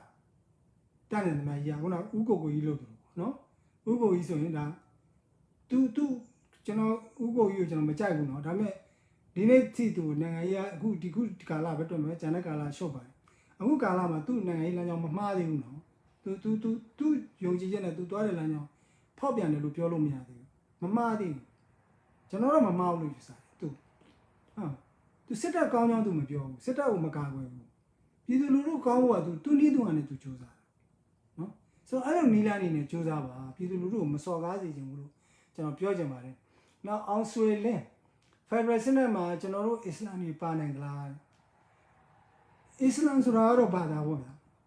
The Kayangale Islam Chenana, Kachala Piano, Kayalumio and Federal Cinema Pan and Abo. No, Kachalumio and Federal Cinema Pan and Abo. No? Tapima Dinama, Dumigo Noma, Nene Kisali, Nene Sepia. So, Dimara, Muslim also in a Kushi. Well, Taman Bamalumio, Islanda now in Bamalumio, Spawnema to Shimo. Shenumio, Islanda now in Yakailumio, Islanda now in Yakailumio about a Shimo, Shambound Shimo. Sheni Yakaili. Diana Queen to Yama. Dama Dima also in the Hua city, also in the Hua Baleso. Then Royane Patipo, no? Kalako, Patico, Servadico, Nema Muslim call, Bama Muslim call Lumio. No? So Patilo wasn't call. The Pati also know Roya also. Roya also Jaro Hajano. Two my name is she. Caro Tima Bivu to my name is she. So, Caro di July Yabigaza the Yakaima Ocho Ypora Cajaro. The Budi down Yate down near Moundo or Palmiro. May you can see. So, Dima Yakaya, definitely in the nation. Uma, Hero, Shanobio, Hero, oh, Lula Miagema. နော်အလွတ်မြခင်ကိစ္စဒါနည်းနည်းရှေ့သွားမပြောတော့ဘူးနော်ဆိုတော့ရခိုင်ပြည်နယ်ပေးဖို့ကိစ္စကိုကျွန်တော်ပြန်ကောက်လိုက်ရခိုင်ပြည်နယ်ပေးဖို့ကိစ္စတောင်းတဲ့အချိန်မှာကျတော့အခုကျွန်တော်ပြောရင်ကျွန်တော်အံ့ဩမယ်ဒါတမိုင်းမှတ်တမ်းနဲ့လွတ်တော်မှတ်တမ်းနဲ့မဟုတ်ရှိတာရခိုင်ပြည်နယ်ပေးဖို့ကိစ္စကိုဆွေးနွေးတဲ့အချိန်မှာရခိုင်ပြည်နယ်ရရှိတောင်းဆိုတဲ့အချိန်မှာရခိုင်ပြည်နယ်ရရှိကိုအသေးအတန်တောင်းကန့်ကွက်တာဘူးလဲတည်တယ်အဲရခိုင်လေးဗျဆိုတော့ရခိုင်မှာကမြောက်ပိုင်းနဲ့တောင်ပိုင်းကသူတို့လူမျိုးအစွဲလေးတွေရှိတယ်သူတို့အနောက်သားလို့ခေါ်နောက်သားဆိုသူဘင်္ဂလားဒေ့ရှ်ကကူးလာတဲ့လူတွေဒါကြောင့်မလို့သူတို့တောင်ပိုင်းကလူတွေပုံနည်းနည်းဗမာဆန်တယ်နော်တောင်ကုတ်လိုတန်တွဲလိုပါတော့ဗမာဆန်ဆိုတော့ကြတော့ရခိုင်ပြည်နယ်မှာရခိုင်ပြည်နယ်ပေးလိုက်လို့ရှိရင်မြောက်ပိုင်းသားတွေကလွှမ်းမိုးပြီးတော့ငါတို့တော့အနိုင်ကျင့်တော့မှာပဲဆိုတော့ဒီတန်တွဲတို့တောင်ကုတ်တို့ကအမတ်တွေကဘာပြောလဲသိလားရခိုင်ပြည်နယ်ကိုမပေးပါနဲ့တဲ့ရခိုင်ပြည်နယ်ပေးရင်ငါတို့တောင်ကုတ်တို့တန်တွဲတို့အေယာဝတီတိုင်းတွေကိုထည့်ပေးပါခင်ဗျားတို့အံ့ဩမယ်နော်ခင်ဗျားတို့အံ့ဩမယ်နော်ဆိုတော့အဲ့ဒီတိုင်းပဲရိုဟင်ဂျာတွေကလည်းရခိုင်ပြည်နယ်ပေးရင်ဒီရခိုင်တွေရဲ့အောက်မှာငါတို့ဒုက္ခရောက်မယ်ဒီလူတွေဆိုးတယ်ဒါတော့ကွန်မြူနတီဘိုင်းလိုင်းတွေရှိခဲ့တာအထင်မြင်လွှမ်းမိုးမှုတွေရှိတာဒါကိုကျွန်တော်ပြောတာနော်ရခိုင်တွေဆိုးတယ်မြောက်ပိုင်းစားတွေဆိုးတယ်ဒီသဘောနဲ့ကျွန်တော်ပြောတာမဟုတ်နော်သူတို့အပြန်အလှန်နေကျူးလွန်တာလည်းရှိမှာပဲဒါထားအဲ့လောက်ထိမသွားနဲ့ဆိုတော့ကကြတော့သူတို့မေယူခံအုပ်ချုပ်ရေးဆိုပြီးမေယူခံဆိုတတ်တတ်ပြီးအုပ်ချုပ်ပြီးရတယ်ဒါကိုဒီဘ ਹੁ ဆိုရလို့တက်ရအုပ်ချုပ်ရခိုင်ပြည်နယ်ဆိုရအုပ်ချုပ်မှုအောင်မထားဘူးဒါပေမဲ့လို့တန်တွဲတို့တောင်ကုတ်တို့ကတော့ရခိုင်ပြည်နယ်အောက်ထဲနောက်ပိုင်းတော့ရောက်သွားတာပဲဆိုတော့ဒါကိုကျွန်တော်ပြောချင်တာကကတော့မေကွန်ပြောတော့နော်အစ္စလာမ်နေပါနိုင်တာဆိုတော့ကြတော့တကယ်လို့ဘာလို့ရိုဟင်ဂျာနဲ့ပတိမြန်မာမွတ်စလင်တွေကပုံတရံရင်းလက်กว่าရိုဟင်ဂျာတွေကြတော့တရားနေမြေတစ်ခုထဲမှာဘူးတိတော်မောင်းတော့ပေါ့နော်သူက90ခန်းတော့လူကြီးရှိတာဆိုတော့သူတို့မှကြတော့သူတို့ရဲ့ဒီတိကျအုပ်ချုပ်ခွင့်ပြည်နယ်ဒေသလေးတစ်ခုပုံတရံလေးတစ်ခုဖြစ်နိုင်တယ်ဖက်ဒရယ်ပြည်ထောင်စုအောက်မှာနော်ဒါကျွန်တော်သုံးသပ်ချုပ်ကျွန်တော်ပြောတာဖြစ်တယ်လို့ထင်တယ်ဖြစ်နိုင်တယ်လို့ထင်တယ်ဒါတက္ကနာပေါ့နော်အဲ့ဒါရိုဟင်ဂျာနဲ့ပတ်သက်လို့ကျွန်တော်မြန်မာမွတ်စလင်ပတိတွေကြတော့သူအားလုံးပြတ်နေတာဗျတနိုင်ငံလုံးကိုပြတ်နေတဲ့ခါကျတော့သူကကြတော့နိုင်ငံဒေသလည်းမရှိဘူးနောက်ကျွန်တော်တို့က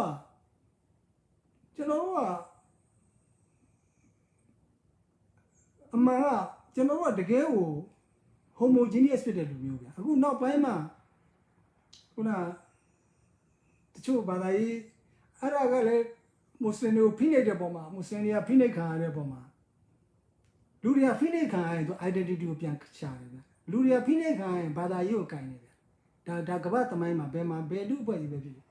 ခင်ဗျားကဒေါ်ဆန်းစုကြည်ဘန်ကန်တော့ဘယ်တော့မှလုံမရတော့ဒေါ်နော်တော့ဘုရားမှာအင်္ဂါနေ့တိုင်းသွားဆုတောင်းတော့တွေ့မှာဘုရားလည်းတော့ဗမာပြည်မှာတခုဖြစ်လို့ရှိရင်ဘုရားเจ้าတွေမှာဆုတောင်းတော့သူကလူတွေကဖိနှိပ်ခံရရင်ဘာသာတရားကိုပို့ကင်ဆိုတော့ကြတော့မွတ်စလင်တွေဖိနှိပ်ခံရတဲ့ပုံမှာဒီဘာသာတရားကိုကင်ပြီးတော့ဘာသာတရားကိုပို့လိုက်ပြီးတော့ငွေစားအစဉ်ရင်တွေကစအနေထိုင်တွေကစတီးခြားဖြစ်သွားတဲ့ဥစ္စာကတော့အခုနောက်ပိုင်းအနှစ်20 30မှာဖြစ်ခဲ့တာမှန်တယ်ခင်ရှေ့တော့ဆိုရင်ခင်လူ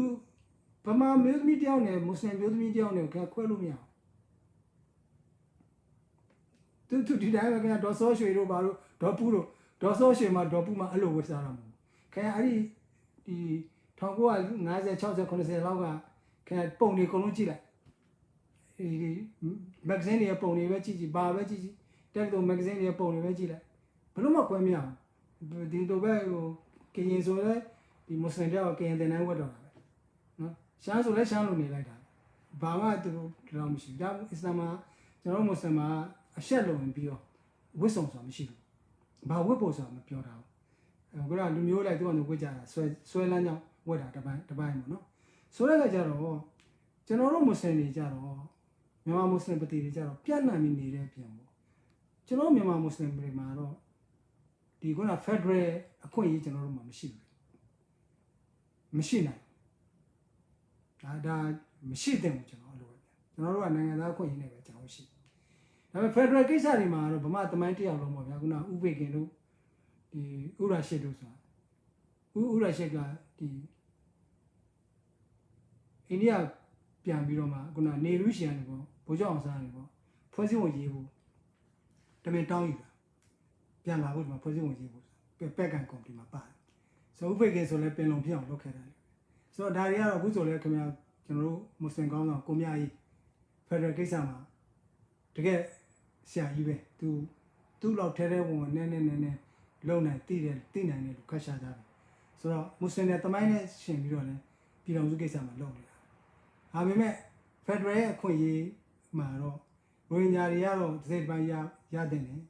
ကျွန်တော်တို့မွတ်စလင်တွေကတော့နိုင်ငံသားအခွင့်အရေးကကျွန်တော်တို့လုံလောက်တယ်နော်ကျွန်တော်တို့တိုင်းသားဆိုလဲသူများတိုင်းသားဆိုလဲကျွန်တော်တို့တိုင်းသားဖြစ်မယ်ဒါပေမဲ့ကျွန်တော်တို့အတွက်နေမြေကတော့ကျွန်တော်စဉ်းစားလို့မရကျွန်တော်မှနေမြေမရှိဘူးဘယ်လိုနေမြေကျွန်တော်သွားလို့ဘယ်လိုနေမြေငါတို့နေမြေတတ်မှတ်ပါလို့ကျွန်တော်သွားပြောလို့ရလက်တွေလည်းမကြောက်စိတ်ကူးလည်းမရဘူးနော်ဆိုတော့ဒါလေးတစ်ချက်ပေါ့နော်ဘယ်လိုပါလဲခဏလေးဗျာဟိုတည်သွားတယ်ဟုတ်ပြီဆိုတော့နောက်တစ်ခုကကိုမြင့်သိန်းနောက်ခုတော့ပဲကျွန်တော်တို့ဗျာကျွန်တော်လည်းတော်မောနေခင်ဗျားလည်းနားကြီးကုန်နိုင်ငံရေးပြည်ပြမှုပြည်သူကအဓိကလားဒါတော့အေးပေါ့ဗျာပြည်သူကအဓိကပါပဲဒါတော့အမှန်ပါပဲနော်ပြည်သူကကိုအားကိုမသိရင်ကိုအဓိကဆိုတော့ကိုမသိရင်ဒါပြဿနာရှိတယ်ဒါကြောင့်ပြည်သူလူထုကိုထိတွေ့ဖို့ပြည်သူလူထုကိုအများအားဒီ inform လုပ်ဖို့ပေါ့နော်ပြည်သူလူထုကိုဥတီဖို့ပြည်သူလူထုကိုအများအားအသိပညာတိုးမြင့်ဖို့ဆိုတာဒါနိုင်ငံကောင်းဆောင်တဲ့တောင်းအခုပြည်သူလူထုနဲ့ကင်းကွာတဲ့ခါကျဒီခင်ဗျာပြောရင်တော့ခေါင်းထဲမှာလည်းအဲ့ဒါပဲဝင်လာကျွန်တော်လည်းအဲ့ဒါပဲပြန်ပြောရင်ခင်ဗျာဒေါအောင်ဆန်းစုကြည်ပဲပြန်ပြောတယ်ဖြစ်နေဒေါအောင်ဆန်းစုကြည်ကဘာပြောလဲဆိုတော့2015ရွေးကောက်ပွဲတော့မဲပေးလိုက်ပြည်သူတွေတာဝန်ကျေပြီးတဲ့ကျန်တာကျမတို့လုပ်မယ်ဒီစကားကျွန်တော်မကြိုက်ခဲ့ပါဘူးနောက်ဘာပြောလဲပြည်သူလူထုလမ်းပေါ်ထွက်တာကျမတို့မလို့ချင်ဘူးပြည်သူလူထုနာအောင်လုပ်နေမဟုတ်ဘူးဗျဒါတွေအားလုံးကနိုင်ငံရေးအပြင်ဖောက်ပြန်တဲ့အတွေးခေါ်တယ်နော်ပြည်သူလူထုကအများအားရှိနေရတယ်ပြည်သူလူထုကိုအများအားကိုးနေရတယ်ပြည်သူလူထုကအများအားနိုးကြားနေရတယ်ပြည်သူလူထုရဲ့တာဝန်ကုန်သွားပြီလို့ပြောလို့မရဘူးအဲ့လိုတာဝန်ကုန်သွားပြီလို့ပြောပြီးတော့စစ်ဗိုလ်တွေနှစ်ပါးသွားတဲ့ပုံမှာသူတို့ခိုင်းရောက်တာနော်ဆိုတော့ဒါပြည်သူလူထုကအင်တိုင်း generation Z တွေအင်တာနိုင်ငံရေးရေချိန်မြင့်လို့ဒီလောက်ပြန်မြင့်တယ်လေကဲအာနာသိန်းကြီးကနေ့တော့ရကဘာ NLD ကိုစောင့်နေတယ်နော် NLD ရှာဘာ message မှမလာတော့တနင်္ဂနွေလုံးငြိမ်နေတယ်လေဗျစဉ်းစားကြည့်လေဒါလည်းမနစ်တင်းနေဖြစ်တဲ့ကိစ္စဘယ်သူမှလိန်လို့ညာလို့မရဘူး NLD တွေကဘာ message မှမပေးတဲ့အပြင်မတချို့ NLD ကောင်းဆောင်ဆိုနာမည်တော့မပြောတော့ပါဘူးဟိုလူထုဆန္ဒပြောပွဲမလုပ်ပါနဲ့ဒါဒေါအောင်ဆန်းစုကြည်မကြိုက်ဘူးဆိုတဲ့သဘောမျိုးတော့ပြောနေသူဘာလို့မှမသိဘာလို့သူတို့ဒေါအောင်ဆန်းစုကြည်တင်ပေးတာတွေကတင်တာတော့မဟုတ်ပါဘူးဒေါအောင်ဆန်းစုကြည်ရဲ့ပုံဥပမာတွေတလွဲတွေကြီးပဲဖြစ်ဟုတ်လားစစ်တပ်ငါတို့ဘာလို့လက်ဝှရှိတာလဲတဲ့ဒီမှာဘုန်းကြီးတစ်ပါးပါဦးတယ်လူရဲ့လက်ဝှရှိကြမလို့သူလည်းဖြစ်ကောသူလည်းလက်ဝှရှိသူလူတွေကိုလည်းလက်ဝှရှိသူထက်လာပါလားသူတက်တော်ဆောင်လည်းလက်ဝှရှိသူခွေးလည်းလက်ဝှရှိဆိုတော့ဒါတွေမြင်နေတော့မှဒေါက်တာလဲခိုင်လည်းလက်ဝှရှိခံဆိုတော့သူရှက်တင်ထားတာအကုန်လုံးအပြုတ်မို့အတွေးကောအတိရောအကုန်လုံးသူရှက်တင်ထားတော့ရုပ်တဲ့ဘတ်ဆိုဖြစ်လိုက်တော့သူတို့ဘာလို့အောင်မသိတော့လူတို့အောင်ကြောင်းမလို့တော့မလုပ်နိုင်ဘူးခုနမန္တလေးကဒေါက်တာတေဇာဆန်းတို့တော့မအီတင်စာမောင်တို့သူတို့စပြီးတော့နောက်တနင်္ဂနွေလုံးကကြီးဆက်တွေစလို့ဒီဥစ္စာဖြစ်လာနော်ဆိုတော့ဒါလေးကိုလည်းလူတို့ကအင်တန်အရေးကြီးပါလေဆိုတော့ကျွန်တော်ပြောချင်တယ်နောက်တစ်ခုကဂျွန်ကိုကိုအစ္စလာမ်နိုင်ငံတွေရဲ့မြန်မာမွတ်စလင်တွေပေါ်ထားရှိတဲ့သဘောထားယက်တည်မှုကာကွယ်ပေးမှုရှိမရှိ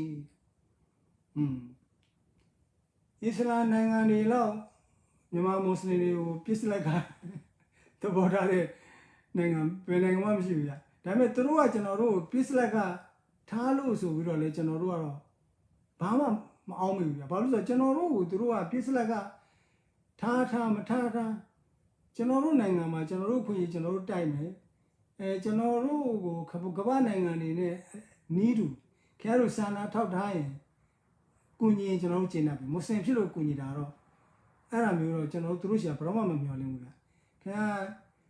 ခဲစဉ်းစားကြည့်ခင်ကျွန်တော်ပြောပြမယ်ဗမာနိုင်ငံကိုမလေးရှားတို့အင်ဒိုနီးရှားတို့ဘာလို့ဒီမွတ်စလင်နိုင်ငံကြီးလာတာပဲနော်တူရကီဘက်ကဟိုတူသမရလာဝင်ကြလာတယောက်လက်လာပိုးသွားတယ်ဆိုတော့ဘယ်မွတ်စလင်ကောင်းဆောင်မှဗမာပြည်မွတ်စလင်တွေကိုကာကွယ်ပါစောင့်ရှောက်ပါဆိုတော့ဗမာဆိုတော့တောင်းဆိုတာမရှိဘူးခင်ဗျာတရုတ်ဝင်ကြီးတရုတ်ဝင်ကြီးတို့ဘာလို့လာရင်တရုတ်တွေကိုစောင့်ရှောက်ပါဆိုပြောတာအများသိအောင်ပြောတာကျင်ညာပြီးပြောတာအိန္ဒိယဝင်ကြီးချုပ်လာရင်အင်ဒိုတွေကိုထောက်စောင့်ရှောက်ပါပြောတာနော်ဆိုတော့သူတို့ကလည်းသူတို့ခေါင်းဆောင်တွေကိုအားကိုးတဲ့သဘောဖြစ်မှာပေါ့နော်ဆိုတော့ကျွန်တော်တို့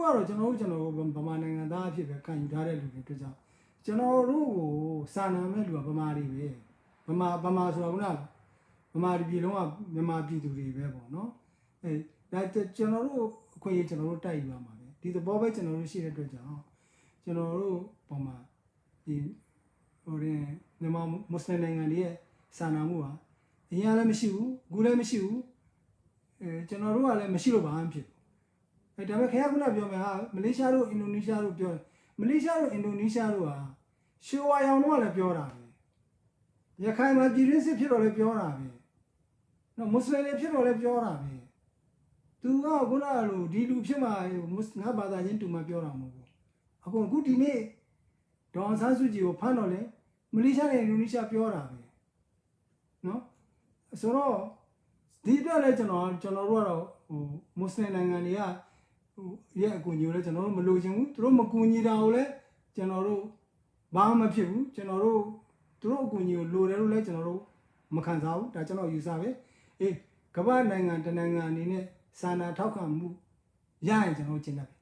မွတ်စလင်ဖြစ်လို့မွတ်စလင်ကထောက်ခံတာမျိုးကျွန်တော်မပြောတင်ဘူးကျွန်တော်တို့ရဲ့သာသနာမှာလည်းလို့မတင်တာဘူးသာသနာမှာဗာတင်ထားလဲဆိုတော့မင်းရဲ့ဘာသာတူလူမျိုးတူဖြစ်လို့မှားရင်လည်းမှန်တယ်မလုပ်နဲ့တဲ့မင်းရဲ့မိဘအရင်ဖြစ်ရင်တော့မှမှားနေမကကွယ်နဲ့တဲ့မှန်တဲ့ဘက်ကရာဒါကုရ်အာန်ထဲမှာတိကျရေးထားတယ်ဆိုတော့ကျွန်တော်တို့ကမှားခြင်းမှန်ခြင်းပေါ်မှာပဲရက်တယ်ဘာသာတူတဲ့လူမျိုးတူတဲ့ပေါ်မှာရက်ရင်အဲ့ဒီရက်တဲ့လူဒီမွတ်စလင်မဟုတ်ဘူးခင်ဗျဥပမာတစ်ခုပေးမယ်နော်ဒီဟာဇရတ်အလီဆိုတာဒါတတိယမြောက်ခလီဖာစတောဒမြောက်ခလီဖာကြီးနော်ဒါဘယင်ဒီဘယင်ပေါ့နော်ဒီမန်တော်မိုဟာမက်ရဲ့တမက်ညီတာတူသားတမက်ပေါ့နော်ဆိုတော့ကကြတော့ဒီဘယင်ဒီမန်တော်မြတ်ကြီးရှိစဉ်ကာလပေါ့နော်ဒီလိုရှိန်ဝါကြီးတဲ့ပုံကောသူနဲ့ဂျူးတယောက်နဲ့အမှုဖြစ်တရေကြခင်တစ်ခုကိစ္စနဲ့ပတ်သက်အမှုဖြစ်တော့တရားရုံးတင်တယ်တရားရုံးကဘယ်လိုလဲတရားရုံးကမွတ်စလင်တရားသူကြီးပေါ့အဲ့ဒီကမွတ်စလင်နဲ့အုပ်ချုပ်တာပေါ့တရားသူကြီးကမွတ်စလင်ပေါ့ဂျူးကအဲ့ဒီမှာတိုင်တယ်လေတန်းတော့ဂျူးကတိုင်တော့ဒီမွတ်စလင်တရားသူကြီးကအမှုစစ်တယ်လေဟိုမှာတမန်တော်မြတ်ကြီးတမက်လေဗျာကဲသူ့ရဲ့ကြီးတဲ့လူပါရှိအောင်မလားဂျူးကိုနိုင်ပေးလိုက်တယ်ဟောဒါဂျူးဘက်ကပြောတာမှန်တယ်တဲ့ဒီဥစ္စာသူဂျူးပိုင်အောင်ဆုံးဖြတ်လိုက်တယ်ဒါကကျွန်တော်တို့အစ္စလာမ်ရဲ့စံနမူနာပေါ့ဗျာအဲ့ဒီကြုံလေးတစ်ချက်ပြောပြတော့နော်နောက်နီအောင်နဲ့နှစ်ခုပဲကြံပါတော့ဗျာနီအောင်ကဘာပြောလဲဆိုအကယ်၍တဲ့ဒဘိတ်ပြီးလို့ဒီဒဘိတ်ပြီးလို့ဆိုတော့ခုနကျွန်တော်တို့ဒေါက်တာအေးချမ်းနဲ့ကျွန်တော်တို့ ਨੇ ရိုညာကိစ္စဆွေးနွေးဖို့ရှိတယ်ပေါ့ဗျာအဲ့ဒါလည်းဖြစ်မဖြစ်မသိကြသေးပါဘူးသူမေးတဲ့မေးခွန်းဟာရိုညာတိုင်းသားဖြစ်တယ်လို့လက်ခံသွားရင်တဲ့ public မှာဒေါက်တာအေးချမ်းတောင်းပန်ပေးနိုင်မလားသိကြပါတယ်တဲ့သူတို့ကြောင့်အသက်ပေါင်းများစွာမျိုးရိုးနဲ့ချီပြီးခံစားကြရတဲ့လူတွေအတွက်ဒီဘဝကနေမကူးခင်ဘာလို့သွားမလဲဆိုတာကိုသိကြတယ်တဲ့နော်အဲ့ဒါဒေါက်တာအေးချမ်းကိုမေးတာပေါ့ဗျာဆိုတော့အေးပေါ့ဗျာဒေါက်တာအေးချမ်းရဲ့မိတ်ဆွေတွေလည်းဒီမှာနားထောင်နေတဲ့မှာပါလဲပါမောဗျာအဲ့တော့မနီအောင်ကမေးပါတယ်တဲ့တကယ်လို့များရိုဟင်ဂျာတွေကတိုင်းသားဖြစ်တယ်လို့နော်တစ်ချိန်ကြလို့အဆုံးဖြတ်သွားလို့ရှိရင်ဒေါက်တာအေးချမ်းကနေပြီးတော့ဒီလူသိရှင်ကြ public မှာသူမှားပါတယ်ဆိုပြီးတော့တောင်းမှမလားလို့မေးခိုင်းလိုက်တဲ့အကြောင်းမေးလိုက်ပါလေဗျာနောက်ဆုံးပေါ့ဗျာနောက်ဆုံးကတော့ဒီမေးခွန်းတစ်ခုတည်းကိုနှစ်ယောက်မေးတယ်ဗျာ Kiss Me Love နဲ့ Rose Salam နဲ့နှစ်ယောက်ကမေးတယ် ဒီမိုကရေစီရရင်တဲ့မြန်မာမွတ်စလင်နဲ့ရိုဟင်ဂျာလူနည်းစုတိုင်းရင်းသားတွေမှာတန်းတူရနိုင်ပါမလားတဲ့ထပ်ပြီးတိုက်နိုင်ရတိုက်ယူရအောင်မလားတဲ့အေးဗျာဆိုတော့လူကတော့လူရှိရင်ပြဿနာရှိတယ်လူရှိရင် struggle ရှိတယ်ဗျာဒါကလူအဖွဲ့အစည်းမှာတရားမျှတမှုအတွက်ကတော့အများအားတိုက်ပွဲတွေကတော့ရှိနေပါပဲဗျာဆိုတော့တိုက်ပွဲဆိုတာသူတိုက်တာတွန်းတာထိုးတာတိုက်တာမဟုတ်ဘူးပေါ့နော်အဲ့ဒီလူခွေရေးဆိုင်ရာဓာတ်ညညီများရေးဆိုင်ရာတရားမျှတရေးဆိုင်ရာတိုက်ပွဲတွေရှိနေပါပဲဒါကရေဘူးကတုံသက်ချက်ပေါ့နော်ဆိုတော့ဗမာပြည်ရဲ့လက်ရှိအနေအထားမှာကတော့ကျွန်တော်လည်းမကြရေးပါတယ်ဒီအတိုင်းသွားနေလို့ကတော့ဒီမိုကရေစီရသွားရင်ဒီမိုကရေစီဟာအခုဒီတိုက်ပွဲအောင်သွားရင်ဒီအတိုင်းအနေထားမှာအောင်သွားရင်တိုင်းသားတွေအတွက်ဒီမိုကရေစီရတယ်ဗမာအတွက်ဒီမိုကရေစီရတယ်ကျွန်တော်တို့မြန်မာမွတ်စလင်နဲ့ရိုဟင်ဂျာအတွက်ဒီမိုကရေစီမရသေးဘူးဒီအတိုင်းဆက်သွားတယ်တကယ်လို့ဒီအတိုင်းအခြေအနေပြောင်းသွားမယ်ခုန1982လောလို့ဟာမျိုးမရှိတော့ဘူးနိုင်ငံသားတိုင်းကိုကိုယ်ပဲတဲ့ဘာသာအရာစင်တန်းခွဲခြားခြင်းမရှိတော့ဘူးเนาะခင်ဗျားတို့ကျွန်တော်တို့တိုင်းရင်းသားခေါ်ဘာခေါ်ဘာခေါ်ချင်တာခေါ်ကျွန်တော်တို့လိုချင်တာရှင်းချင်းလေးပဲရိုဟင်ဂျာလိုချင်တာလည်းရှင်းချင်းလေးပဲလို့ကျွန်တော်သဘောပေါက်တယ်။ဘာလဲရိုဟင်ဂျာလိုချင်တာကရခိုင်နဲ့ဒန်းတူဖြစ်လာဒါပဲကျွန်တော်တို့မြန်မာမွတ်စလင်တွေပတိတွေလိုချင်တာဗမာနဲ့ဒန်းတူဖြစ်တာဒါပဲခင်ဗျားတို့ကျွန်တော်တို့တိုင်းရင်းသားခေါ်တိုင်းရင်းသူခေါ်နော်တိုင်းရင်းစိန်ခေါ်တိုင်းရင်းနီခေါ်ခြင်းလို့ခေါ်ကျွန်တော်တို့အဲ့ဒါ